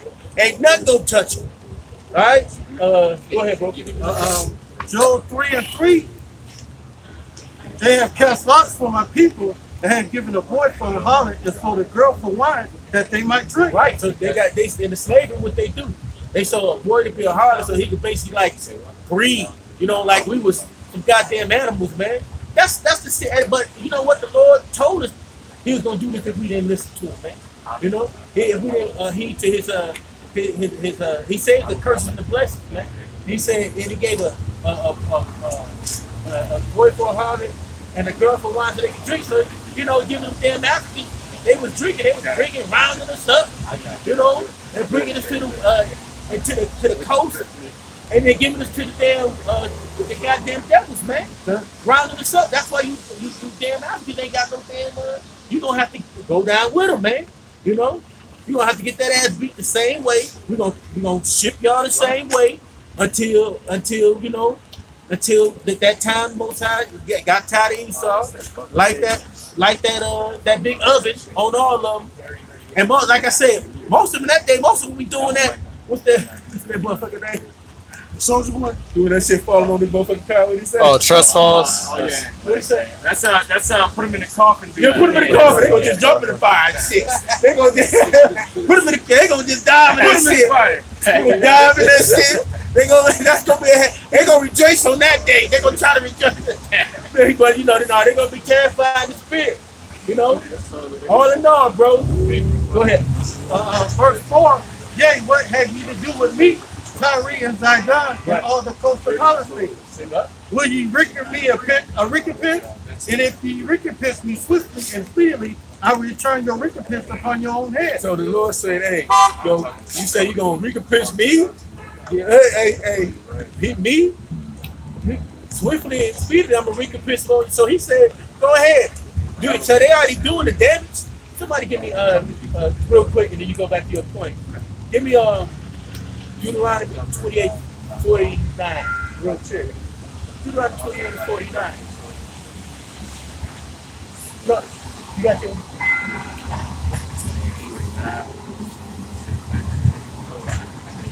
Alright, this is Deuteronomy 28:49. Yahweh shall bring a nation against thee from far, from the end of the earth, as swift as the eagle flyeth, a nation whose tongue thou shalt not understand. Right. That was with slavery. You think about that, man, at that time. We didn't even understand the English, man. You know, when they came into the West Coast. We didn't understand the Portugal language when they came in Spain and pulled us out of those areas, man. We didn't understand a lot of these languages, man, because Israel was spreading.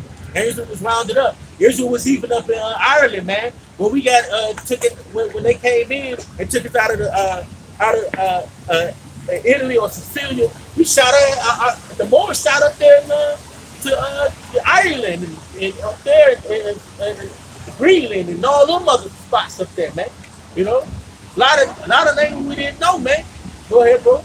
It says, a nation of fierce countenance, which should not regard the person of the old, nor show favor to the young. So they didn't show no, so-called white man did not show no favor in slavery to the old man, to the young man, a nation, a fierce nation. Then we speaking about them as Romans, man. Like they didn't, and look, he looking like he baffled, but it's in your history, man. You did it. It's gonna be a recompense. That's why the scriptures say speedily a recompense against you, man. He gonna play you. Go ahead, bro. I get a precept real quick. This is Sirach 13 and verse 5. If thou have anything, he will live with thee. Yea, he will make thee bear and will not be sorry for it. That's Esau, man. Esau will live with you like he did with the Native American Indian, made him bear, and then not sorry for it, man. He don't care. He like basically like F you, man. And Esau got the nerve to look at you all crazy and bug-eyed, but he the one who did it. He made you immigrants in your own land. Exactly. And when you got over here, he used y'all asses, you know, and he used us, rather, you know, and to help him sustain himself, to live, Hey, we talking about to irrigate, how to farm, you know, how to cultivate the land. Because when they got over here, they were eating each other. There'll be a dead corpse, a dead Edomite corpse, and they'll take it for fillet, make bacon. You know, eating leather bootstraps and human flesh, man. You were eating dog and your dead animals. That's the reason why there was a lot of sickness amongst you, man. We taught you how to, just like in Europe, man. With Southern Kingdom, man, they taught you how to bathe. You know, they taught you how to clean yourself. There was a bunch of sickness and ailments amongst you.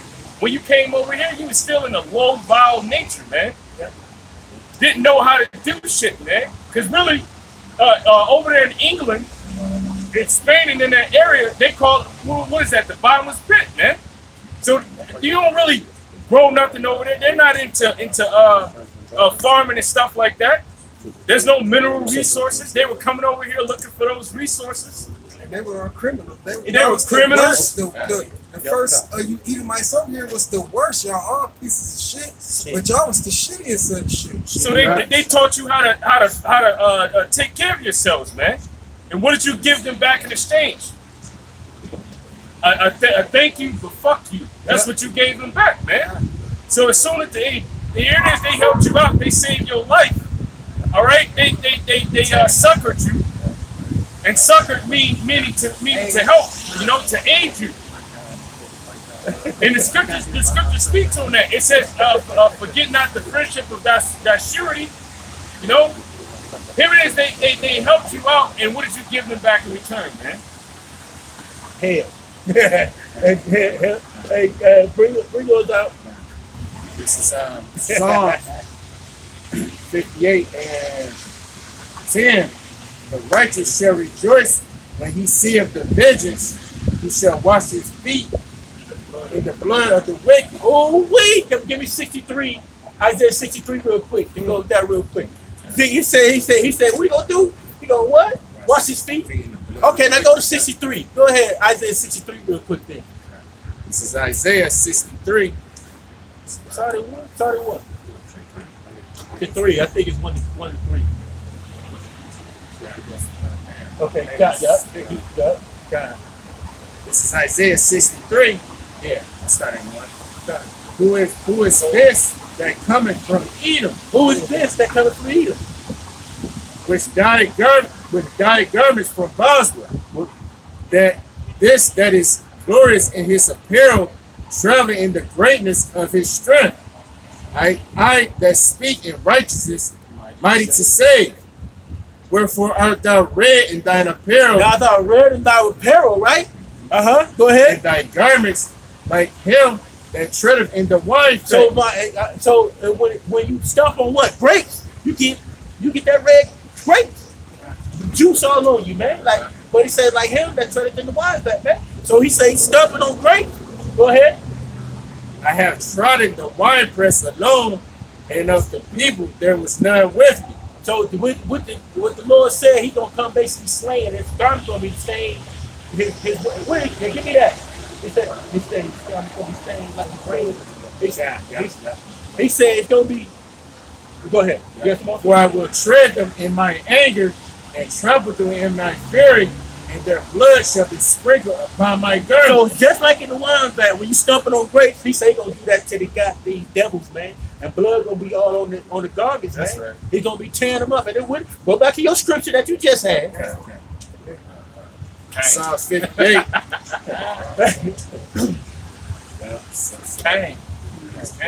This is Psalms 58 and 10. The righteous shall rejoice when he seeth the vengeance. He shall wash his feet. We're gonna rejoice when we see the vengeance. Who did you think rejoicing with us? Our Lord and Savior, bro. He gonna be treading his blood in the wine vat, man. He gonna stomping them like crazy. Go ahead, man. He said the day of vengeance. It's in my heart, man. Go ahead, bro. Then he said that the Lord is a man to war. No, he said I will not meet you as a man. He gonna come with that angelic force, boy. Go ahead, brother. He shall wash his feet in the blood of the wicked. So that's like your house I just said, man. He gonna wash his feet in the blood of the wicked. You know, so we gonna do that. It didn't say in Obadiah said it's gonna be many saviors upon Israel. So it's gonna be the same thing we gonna do, and we gonna go through them like hot, like give me Leviticus 26. Nah, we just waiting on him. Leviticus 26. Okay, Kai, Six. this is Leviticus. Okay, Kai, 26 and We're 6. just waiting on him. The scripture says, wait ye upon me. This is the book of Leviticus, chapter 26, Salakia, and verse 6. And it reads, "And I will give peace in the land, and ye shall lie down, and none shall make you afraid. And I will rid evil beasts out of the land, neither shall the sword go through your land. And ye shall chase your enemies, and they shall fall before you by the sword. And 5 of you shall chase 100, and 100 of you shall put 10,000 to flight." So that's spiritual power, man. That's what we're looking for. That's what we're waiting for. This is the patience and the faith of the saints, man. This is what it is. That's what your patience gonna get you, man. You see yourself what? Rejoice in the blood of your enemies stuff. The Lord said he gonna what? He's gonna stain his grace with the wine and trot down on them. Go ahead. And your enemies shall fall before you by the sword. And you ain't gonna fall before you by the sword. It's gonna be destruction upon these nations. That's the number one enemy of us. Basically all of them. But Esau's gonna get his head taken off, man. He gonna get his people gonna be taken into slavery. He gonna be put chains. He gonna see your nose with feathers and iron. Tired upon you, man. You know, it's gonna be a happy day. We're gonna rejoice in that time. 2 Thessalonians 1 and 6, seeing it is a righteous thing with the Most High, to recompense tribulation to them that trouble you. So it's a beautiful thing that the Lord with the Most High, Yahweh Shah, to recompense tribulation on the so-called white man that troubled us. Give me Colossians 3:25. He said, because they troubled us, they still troubling us. They laws, their food, they poison us. You know, they make sure we don't have nothing. Go ahead, you got it? Yep. Go ahead. But Colossians 3 and 25, but he that doeth wrong shall receive for wrong which he hath done, and there is no respect of person. So you think you're not going to receive for the wrong that you're putting your eye on them, destroying the people? So that's all the things, all collectively, there's going to be certain things that's going to happen, man. We're going to come, and after all that, we're going to destroy. You're going to try to put chips in it. They're going to put... Just one thing. What you say? Jacob gave us when we first coming in. He said I've been working so hard at work. I got blisters across my hand. I can't even feel my hand right now. If you get, man, when you work so hard, or you have time, you got nothing but to work, and the work is not even. You get a job, it ain't even worth what you working, man. The pennies it's pennies already. It goes. You got to put your money in your pocket full of holes and go right out. Yes. You know, man, that's not. We kings, man. We kings. You know. What'd you say, bro? We came. We came to see. It's not that we got. It's not that we got, man. We don't have nothing that really can go. The people say, well, y'all do, man. Y'all got basketball players. Them niggas can't do nothing for us. They won't do nothing for us. They get their shit. They get kicked out if they start doing so. What do you think Oprah always in goddamn Africa? On the other side of Africa, make sure she don't make no big mistake. How you know Israel everywhere? She is somewhere Zimbabwe on that side, because Israel's on that west coast. She take her ass way over there with the motherfuckers that look like skeletons and shit, and serve them up, build them houses, schools and shit, you know. Water fountain. Because they stopped to put doodle on their head that week.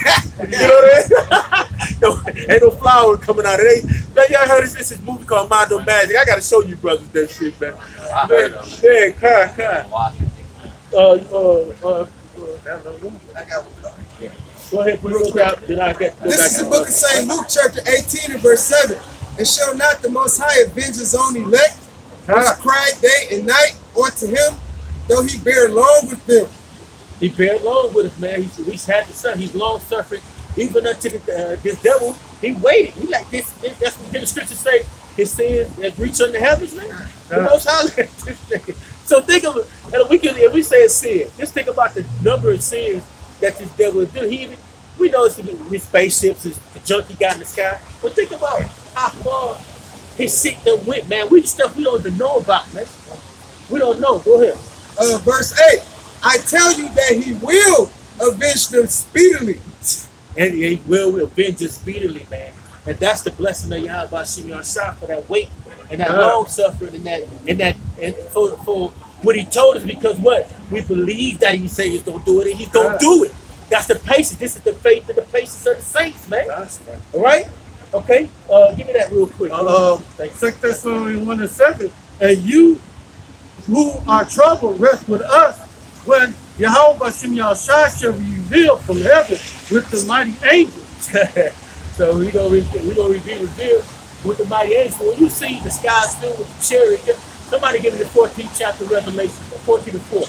So when you see the revelation, when you see the Lord Yahweh Shah coming with the host, the heavenly host of the heavens, man, and come to subdue this damn devil, man. You know, like we always bring up Independence Day. Independence Day is a good understanding of how it's gonna look, man. You know, chariots, the big one of some big chariots gonna be out there. But we're gonna have many chariots coming to save us. They brothers, man. They gonna come so fast, man. They gonna light the missiles gonna come at the same time. They gonna get us out of the atmosphere in not even seconds. No, light in a light. Well, I don't know what you can say that. I can't even. The speed of light, man. You know. Hold on, let me get the brother preset real quick. Go ahead, bro. Yeah, it was something you mentioned. I don't know if it comes up 9, but Revelation 13, verse 10. He that leadeth in captivity shall go in captivity. He that killeth with the sword must be killed with the sword. Here is the patience of the faith and the saints. And so, you know, right now, you know, Lord willing, with those men, you know, that we're those saints of Yahweh Shah. So we ready to get the fuck out of here, man. You know, but there's nothing here for us. You know, something, you know, brothers that's in the truth and the scriptures.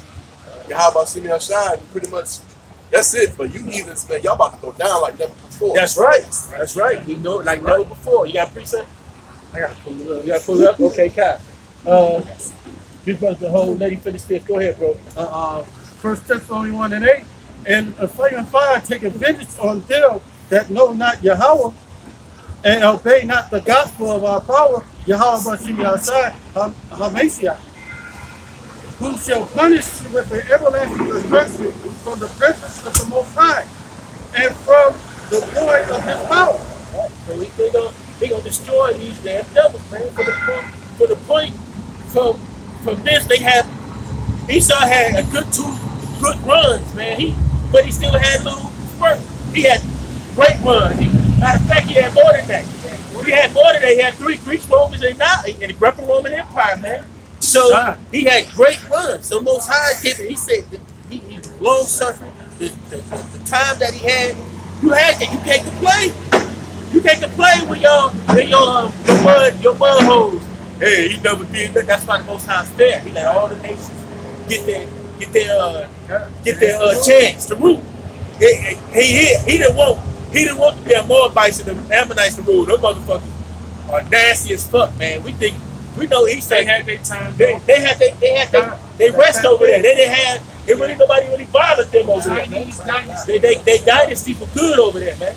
You know, I know, you know, they came through, but they dynasty stayed like it said in Daniel. Basically, they was at ease, or rest over there. They was just fucking each other up, whatever they did. And if they did, we'll have skirmishes, man.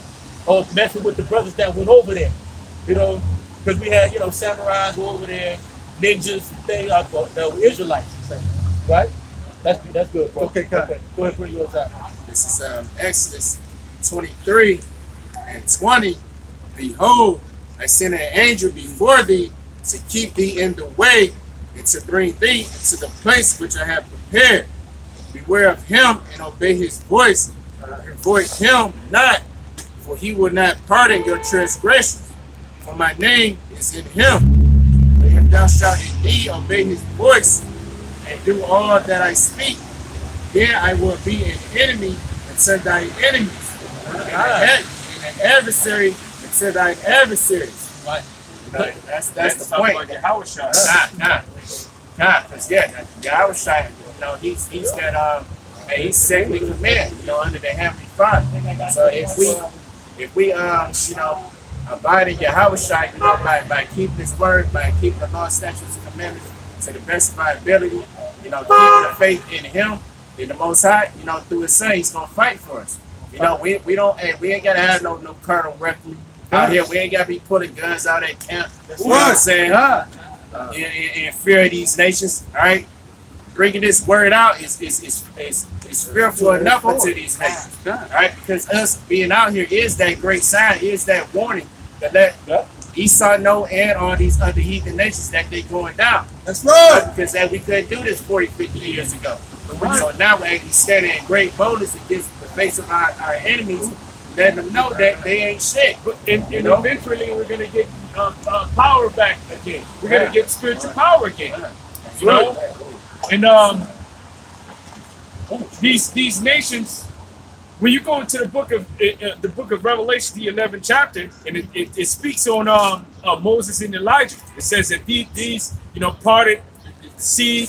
This one, not parted the sea, but made the sea turn into blood. Another one made a fire come down from heaven. That was the power that the prophets had. That the Lord gave unto them, which that spiritual power is going to come back. Now these other nations, knowing that Israel, the prophets of Israel, had that kind of power through the Most High Heavenly Father. What was how would that make you feel? If you were one of these other nations, you would be petrified. You'd be afraid that these men are risen back up, and those same men are back again today, because there's a such thing as reincarnation. So they're back again today, being faithful unto the Most High Heavenly Father, and guess what? They're going to receive that power again. Right. And me personally, I believe that spiritual power is going to begin with the heads of our church. That's right. Which is the apostles of Great Millstone. Those great men that have been laboring in this work for a long time, being faithful, being diligent. I believe that the Lord will give them spiritual power.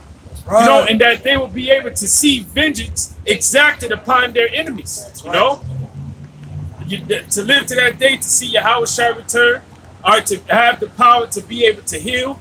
Hey, it says it also in Psalms 110, it says that thy people shall be willing in the day of thy power. Right. So once these people start seeing that spiritual power, guess what? It's going to be a large influx of Israelites coming in, man.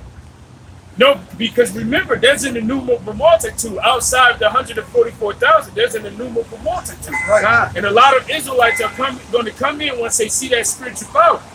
Now, I'm not saying that the Lord may give the spiritual power to be able to destroy this place ourselves. Because remember, Yahushua is going to come, man. Right. And Yahushua is going to get down, him and those angels that are with him. But in some way, form, or fashion, whatever the Lord gives unto them, I believe that the Lord is going to give spiritual power, man. This is the book of Jeremiah, chapter 16, verse 16. Behold, I will send for many fishers, saith Yahweh Ba'ashem Yahushai, and they shall fish them.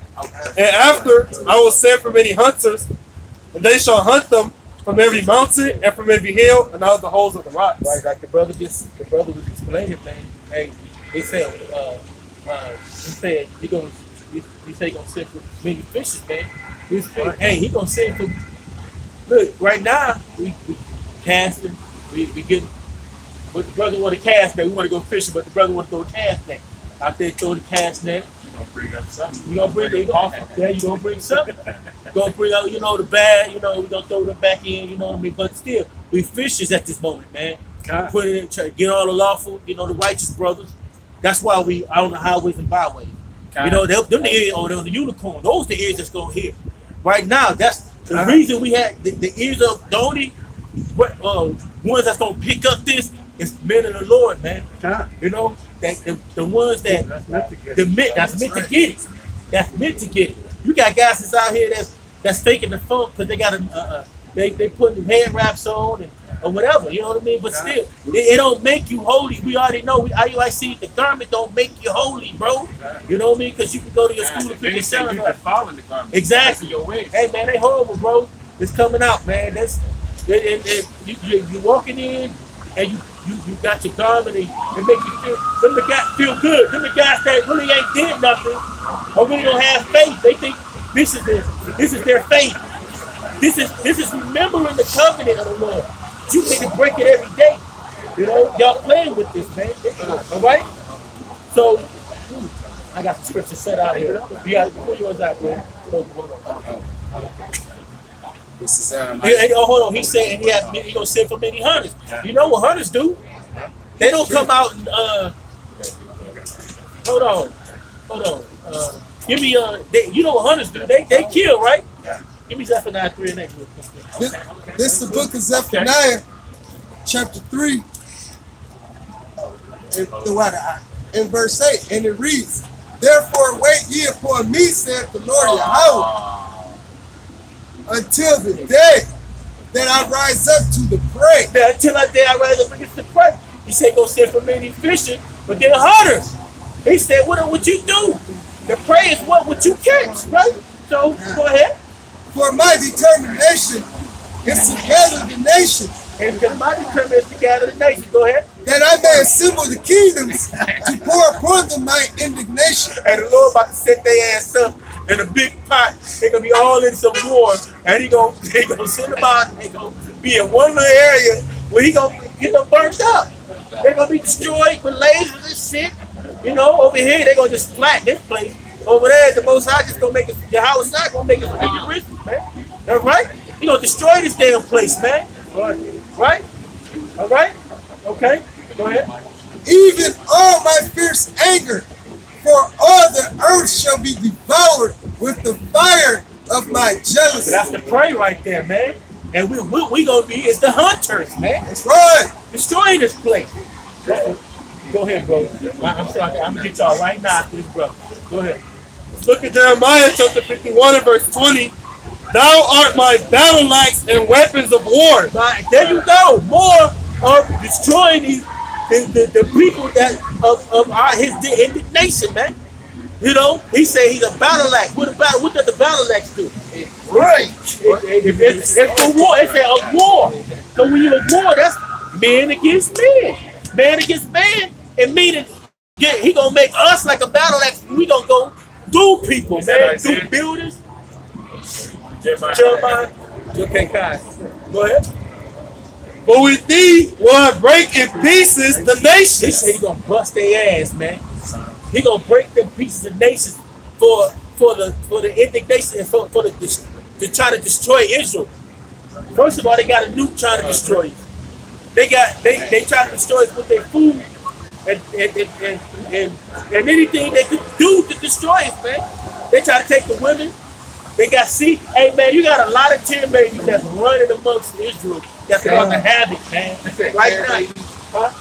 They running through Israel right now. Some of these motherfuckers that's destroying shit. That's a lot of them running through here, man.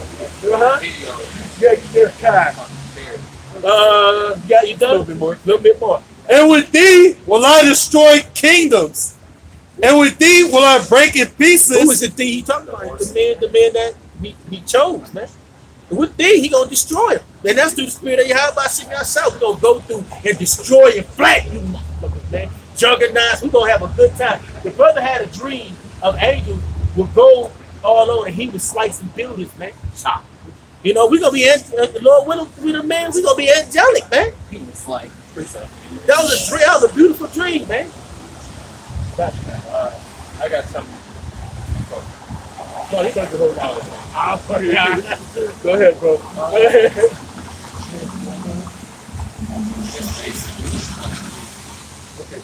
Revelation 2 and 26, he that overcometh and keepeth my works unto the end, to him I will give power over the nation. He gonna go to work to the end. That's you, man. That's trying to please you. How about you outside through your faith, through your prayers, through asking for his mercy. The guys that he chose and predestinated to do this. Actually, man, you know. And he said, "What? Read it again." And he that overcometh and keepeth my works until the end, to him I will give power over the nation. And he give a power over the nations, man. And he gonna go ahead, keep on. And he shall rule them with a rod of iron. And go ahead, what he gonna do with that rod of iron? And examples of his power, they shall be broken into ships. Bam, gonna bust their head, man. Man, we not the Lord gonna put the spirit on this man, 'cause right now you're not gonna sit here. Give me Psalms 137 7. he gonna be booing them. A little GH shit, bust they shit open, man. Blood coming out. You know, we gonna break through these nations, man. We're gonna be boys. They're gonna break their head with what? With iron? Iron. Yep. Go ahead, bro. It's 7. No, hold on. No. Don't get that. Read yours. I want you to read yours. I want to hold that. What you got to hold it? Okay. Go ahead, buddy, while you go. God, this is the book of Isaiah, the 41st chapter, verse 12. It says, Thou shalt seek them and shalt not find them. Even them that contended with thee, they that war against thee, shall be as nothing, as a thing of naught. For I, Yahweh, thy power, will hold thy right hand, saying unto thee, Fear not, I will help thee. Fear not, thou worm Jacob, and ye men of Israel, I will help thee, said Yahweh, and thy Redeemer, the Holy One of Israel. We are the Israelites. We are not niggas. We are Israelites. We are the ones that's gonna be your future kings, man. We are your rulers. We gonna break every nation that came against us in slavery, and beyond that, man. We just gonna come destroy, because what? We are rightful heirs of you. We are rightful owners of you. We own you. You are our possession. And we're gonna do whatever we want with our possession. That's right. It says, Fear not thou worm Jacob, because right now we're vulnerable. You know, like a worm doesn't have any defense. If a bird wanted to, take that worm up into his beak, and carry it off and eat it and feed it to his children, and he can. And Esau feel as if, through his despotism, he can do whatever he wants to us. And the Most High Heavenly Father, allowed him to do it, for a period of time. But the time is coming, because we're turning back to our power through his son, that he's going to defend us, just like in old times, whenever we called upon him for help. And when we were crying out in Egypt, the Lord came and saved us, man. And when you read the book of Judah, the 5th chapter, you had the guy, I believe his name was Akor, if I'm not mistaken. But he was telling, the king of what was that, Assyria, the Babylonian king, he was an Israelite, because it speaks about him circumcising himself and keeping the laws, man. But basically, and he was telling them that if they sin, then you got to go ahead. You can do what you want to do, And the Lord won't defend them, because the Lord isn't with them. But if the Lord is with them, and you fucked up, man. And Esau is fucked up, because we turned back into our power. And we're serving him through his son Yahweh with our whole heart, mind, body, and soul. Which the group say, seek him 10 times more. And we're seeking the Lord 10 times more, man. Now, so guess what? The Lord is getting ready to do this. It says, Behold, I will make thee a new sharp threshing instrument, having teeth, and thou shalt thresh the mountains and beat them small, and shall make the hills as chaff. What you think that means, man? And so these governments are gonna be destroyed, man. Every last bit, man.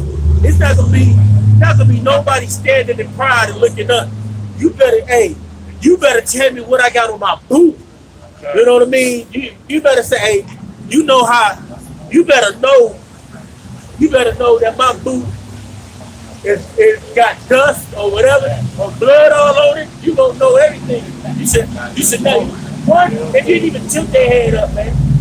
Because we gonna, like you said, we gonna destroy, we gonna subdue these nations, man. We gonna subdue these governments, man. We gonna subdue everybody, man. There's no way that you're gonna be able to come against us again, man. The Most High gonna give us spiritual power. Superman, remember they say Khalil, and it was Khalil, it was the Jarrell off, you know what I mean? It's gonna be a whole bunch of Khalils. Yeah, his father's name. What was his father's name? Now, when you break that down, there's no J in the Hebrew alphabet. There's a Y. Now, the word YAH is an abbreviation of Yahweh.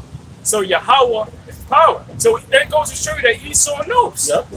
Esau knows. Them Amalekites know. They know. They know that really Superman is supposed to represent Yahweh Shai. Right. And his father is who? His father is Yahweh, man. God. You got a precept? Oh, these brothers are holy. Go ahead, bro. reason why they got the new Superman movie that's supposed to come out, but the one that they want to cast for it, they want to cast this guy Michael Jordan. You know, which Jordan? Yeah, Michael.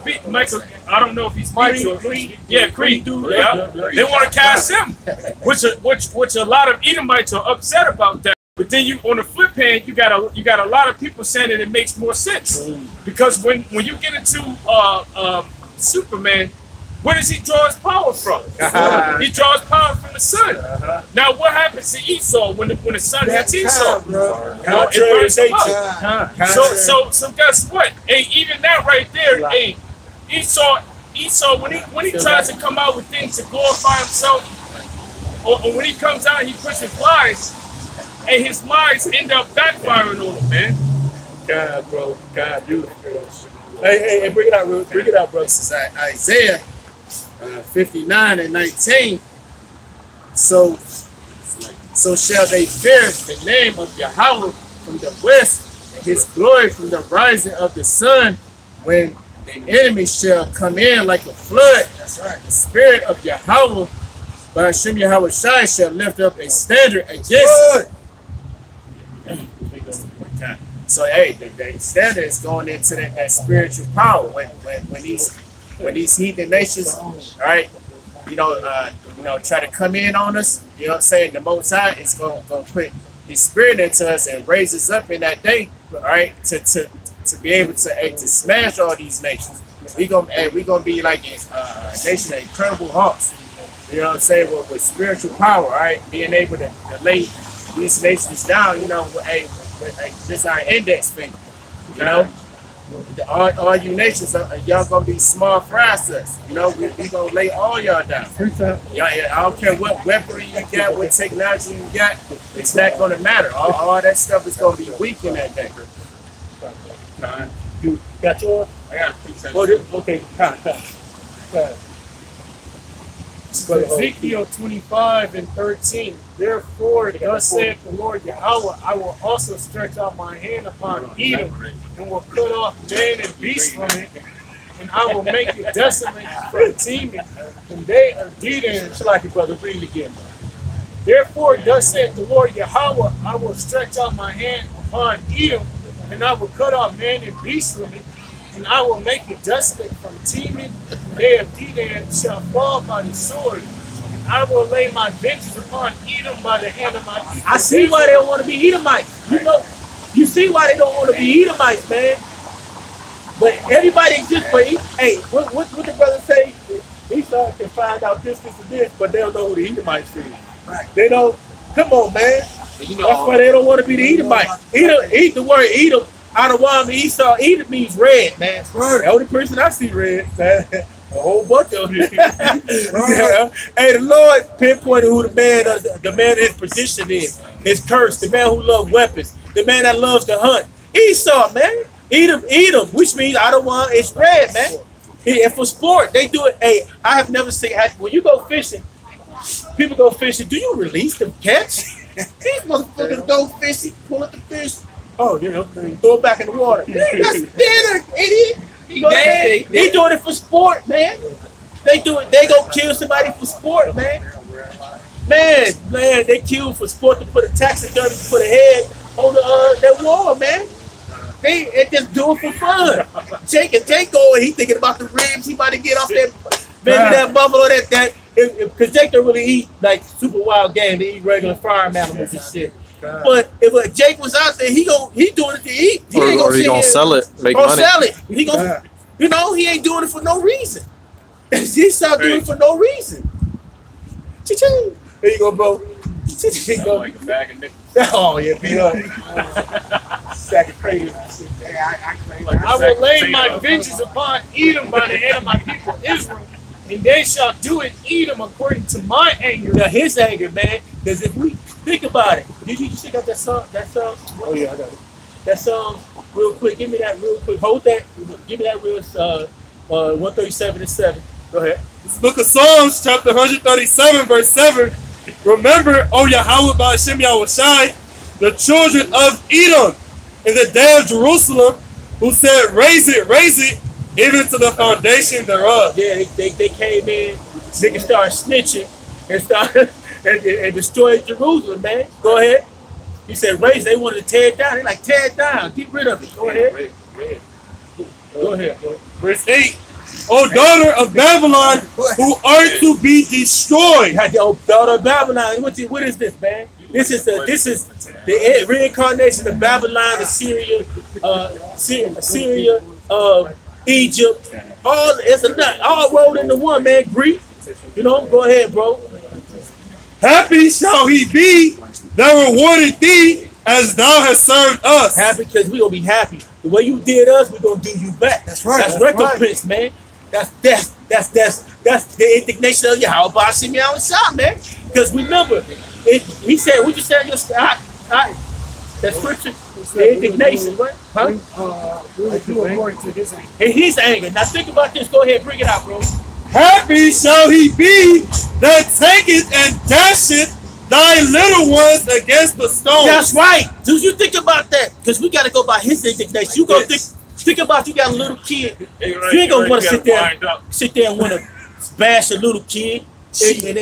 I don't know what, you think about it. You think about a baby. I ain't gonna say everybody. I'm gonna say some man ain't gonna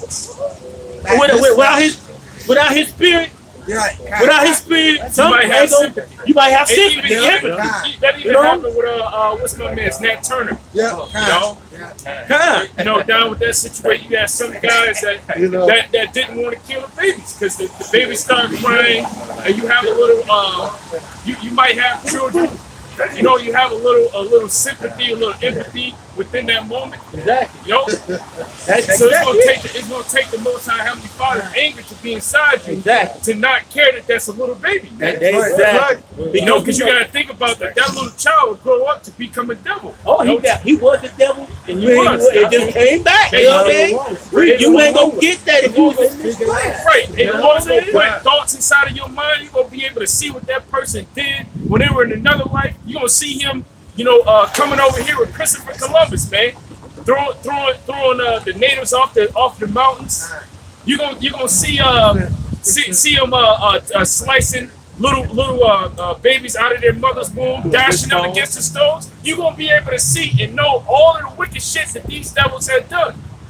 Exactly. It's gonna come into your mind. The Lord's gonna put it there. He's gonna say, "Oh, you motherfucker." That might even be because the law is just. The scriptures say that you reap what you sow.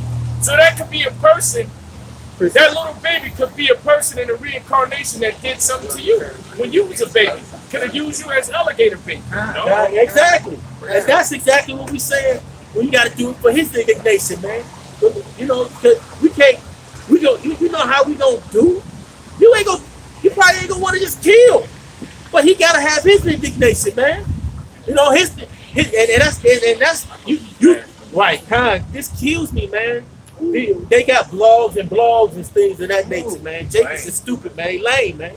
This is what you do. This is what you do on this side of the camera, not walking around your blog camera to blogging people that you don't even know. Because Esau give you that power to do shit you want to do. All right? Finish that up. You finished? I heard you, bro. And they shall do it, eat them according to my anger and according to my fury.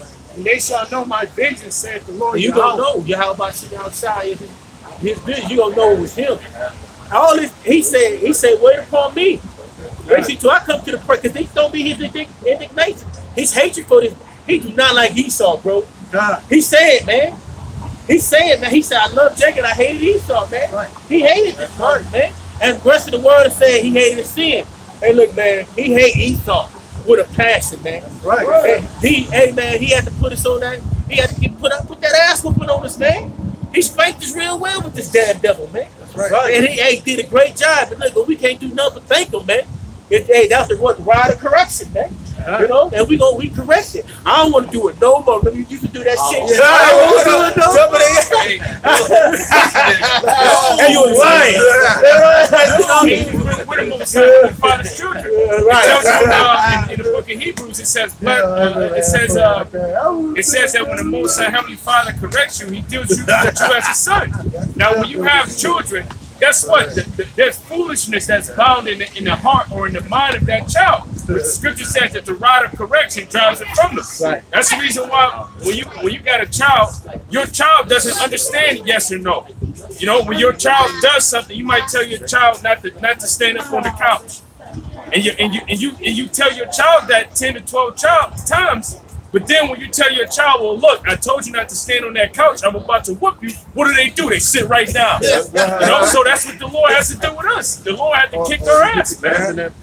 You know, because you understand pain and you understand fear. So the Lord had to put His fear inside of us, man. Through chastising us. God, keep touching that hot stove too. Get your hand down there until your ass get burnt.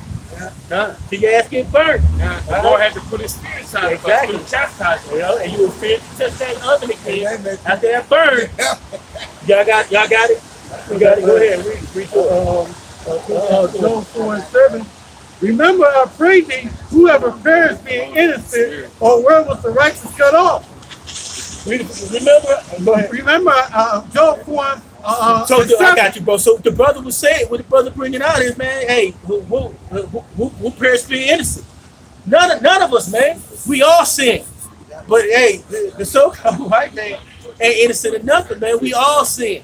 So whatever we did, we deserve the correction that Yahweh Shemashah gave. He gave it to us. Go ahead, brother. Even as I seen that they plow iniquity and sow wickedness, reap the same. Go ahead. Got it. So what you reap. You got it. Reap what you sow. Go ahead, brother. You got it. Bring it out, bro. This book of Deuteronomy, chapter 32, and verse 35. To me belongeth vengeance and recompense. Their foot shall slide in due time, for the day of their calamity is at hand, and the things that shall come upon them make haste.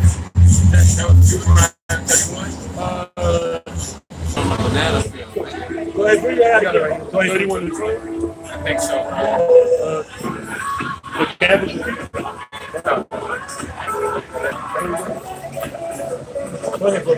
God, this is the book of Isaiah, chapter 40 and verse 31. But they that wait upon the Lord Yahweh shall renew their strength. They shall run up with wings as eagles. This is what the brother I said. But we gonna renew our strength in Yahweh Shemashah, man. We gonna wait. We gonna renew ourselves in the spirit. Because what? We gonna have to, man. See, we wore out this time, man. We stressed every day. We losing hair. You know. We young, our feet hurt. We got all type of ailments, you know. Yeah, brother said he 22 and his back hurt, man. I every day at work, man. I'm 28. It's impossible. You 28.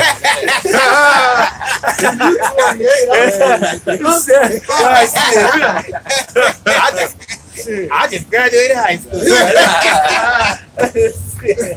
Yeah, but 5 years old, man. Hey, this ain't gray hair. This is wisdom on my face. We renewing our strength. Yeah, right. Yeah, right. We renewing our strength. We renew our strength to the Lord. Yeah, how about see that shot, man? Man, that's what we doing every day. We die every day, but our spirits are renewed. Every day. Every day. Oh my God, what was that? Pan.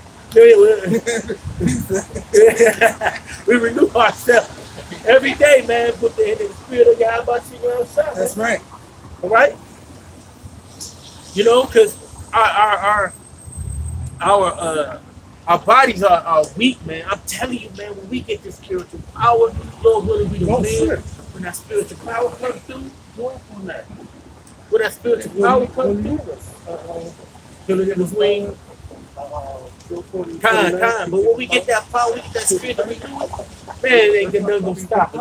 We went back and go ahead. Yeah, you ain't gonna faint. Nothing. You know, because right now you can get winded. You know, you like the brother was saying, your back hurt, your feet hurt, and you ain't supposed to be like that, man. And you had different men like Abraham. You know, Abraham was going out. He went out to war to redeem Lot. You know, and his people. And you had men that were in the scriptures that were up in age that were still going out to war. For an example, you had King David. King David was still going out to war. They had this King David had got wounded in battle though. Hey, but they had to tell King David, hey, look, man, no, look, you can't come out no more. You know what I'm saying? Joshua. He was still out there getting it in, man. But and even men like King David was able to get with it. You know, when he got up in age, he reached an age to the point where he couldn't go out to war no more because he was moving slower, really fight like he used to. He still had to fight in him, but he couldn't fight like he used to. But once the Lord renew our strength and we get those bodies back, once we get those new bodies, then guess what? We're not going to get winded. We're not going to get tired. We're not going to age like we do now. You're not going to have ailments in the flesh. You're not going to be able to get shot by a bullet. You're going to be bulletproof. Man, he got hit in the eye with that bullet and bent. That's light. You know how intimidating that is? Let the brother get his real quick. Go ahead. Look at Joshua chapter 23 and verse 10. 1 man of you shall chase 1,000. That's the second time. For Yahweh by Hashem Yahushua your power, he it is that fighteth for you, as he has promised you. Man, 1 man should chase 1,000, bro. And he ain't gonna just chase him like, hey, tag, you're it. No, he chasing him to do dirt, to do dirty, man. And it ain't nothing but what recompense. They gonna chase him, man, just like the same scripture, brother. They just reiterate. Leviticus is gonna be mentioned again, man. We gonna be able to chase, man. Ain't nothing gonna stop us. Like they say, high knife and butter. There'll be juggernauts out here beyond juggernauts, man. I can't even explain how about seeing outside gonna have in store with this power that he gonna give us, man. The power on how to get in that spirit, we ain't gonna know. Like when the apostles, when they got that spirit and they can speak in any language, we just gonna be like, it was just part of us, man. This is always part of us, man. This is what's our destiny to have this super strength, man.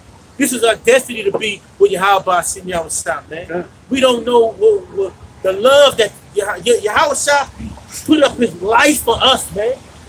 So we can have this day, man. So we can be renewed. We can be renewed in the blessing of Yahweh Shem stop. We had to go through this what? We had to go through the furnace to earn this, right? We had to go through it, man. We had to go through that heat like Shadrach. Meshach and Abednego, when they went down there in that furnace, what they seen, the Lord was with them, my dude. He was with them like he with us, man. Right. He gonna be with us, man. He gonna be with 144,000 of us, just slicing and dicing and pushing and knocking stuff over, man. Because this place is the whole world gonna be flat. Israel gonna make it the place it's supposed to be. None of these builders gonna be here. None of those builders gonna be over there, man. It's gonna be laid waste, man. Go ahead, bro. Bring that out. Hey, if it do, so what? Whatever. It's kind of the same thing. This is Leviticus 26 and 7. And ye shall chase your enemies, and they shall fall before you by the sword. And 5 of you shall chase 100. Oh, yeah. Leviticus 26 and 6. Okay, Kyle, we got that. Yep. Okay. That's spirit, though. Read finish it, right? And 5 of you shall chase 100, and 100 of you shall put 10,000 to flight. So we're gonna be that's spiritual power. Go ahead. And your enemies shall fall before you by the sword. And our enemies is everybody except 2/3 of our people. They're the enemies of the Lord, man. Hey man, they love death, right? Now think about it. In my house we gonna serve the Lord. What the Levites do when they was out there partying and having a good hoopla? Hey, he said, hey, whoever with the Lord, come over here, come on this side, and they with the cut, So we with the Lord, man, and we gonna do the will of Yahweh, right? This is 2 Samuel chapter 23 and verse 8. Oh shit. Your phone on. Go. No, you're good. 2 Samuel 23:8. These be the names of the mighty men whom David had. The Tachmonite that sat in the seat, chief among the captains. The same was Adino the Ezonite. He lifted up his spear against 800, whom he slew at one time. He was like, took that spear. What like been enough? Through somebody and hit like 4 people at one time. One of them said they hit him. You want to get that? Exactly right there. And after him was Eleazar the son of Dodo the Ammonite, one of the 3 mighty men with David, when they found the Philistines that were gathered together to the battle, and the men of Israel were gone away. He arose and smote the Philistines until his hand was weary, and his hand clave unto the sword. And Yahweh Ba'ashem Yahushai wrought a great victory that day, and the people returned after him only to spoil him. Blood on his garments, had blood on his beard, his face, and shit. And then that was, and when you think that was back then, man, we gonna be greater than what we were even back then in the 8th world, man. Because we actually gonna be able to fly. We gonna be able to actually, what you think, spirit bomb and things of that sort. Man. Weapons are gonna be meaningless. Huh? I said traditional weapons are we can create them. Man, You ain't gonna be able to have nothing, bro. You gonna be like Thanos. or like in Immortals. You just close your fist and the whole thing. Yeah, right. Like when Immortals picked up the whip and it just turned into fire. And just, or even with the bow, the arrow just came out by it made the Green Lantern. Yep. You know, Green Lantern. And but Benaniah with that, and he was going through cats, man. He was fighting 2 lions. Go ahead, get it. Get it. And 2 lions, people playing like men. Second Samuel chapter 23 and verse 20. And Benaiah, the son of Jehoiada, the son of a valiant man of Kabzeel, who had done many acts, he slew 2 lion-like men of Moab. He went, he just did it. Go ahead, keep reading. We got something to say. Yeah, Break it down. Break it down. Break it over Them Moabites, man, them Moabites, some of them putting up 600. hey, some of them Moabites, man, they ain't no whole ass. They retarded ass ain't no joke. Yeah, they some strong motherfuckers, man. Moabites. Keep going on. Keep reading, bro. He went down also and slew a lion in the midst of a pit. So that was all the same. Now, he slew them. A lion in the pit. He was in the pit. Buck in the pit with a lion in the snow. In the snow. And the lions was way bigger than what they was now. What they are now.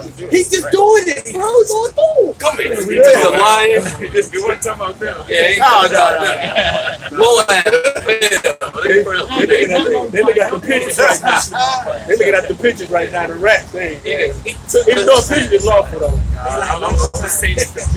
Yeah, the pictures lawful. Too lawful. Where the dog at? Where the dog at? A little bit more. All right, yeah. And he slew an Egyptian, a goodly man, and the Egyptian had a spear in his hand, but he went down to him with a staff and plucked the spear out of the Egyptian's hand and slew him with his own spear. You ever play Soul Calibur, the player with the staff and shit? He just got the stick. He probably back his hands here. Like, come here, boom, just kicking him in shit, smacking him. He said he had a spear and he had a staff. But Beat the fuck out of him, don't give it up, right? God, hey, that's the spiritual part that we gonna get, man. You know that how about you outside to bless the men of the Lord on that day when all this when Esau ain't gonna really realize like the brother, like the elder in New York had a dream. You know, the brother that had a dream in North Carolina, he had the elders was in the dream that he seen them. He said them flying, and it was a jet flying behind one of the elders, and they went to a wormhole, came out the other side, and then when the jet went in and came out, it was like they froze. He froze them. He froze the jet out. That's how it went down. The spiritual power, man. That was a dream he had about that one of the elders of the prophet in New York, man. Brother from Carolina. So that's what we're gonna get, man. Hey, look, man, we're gonna terrify these people. Spirit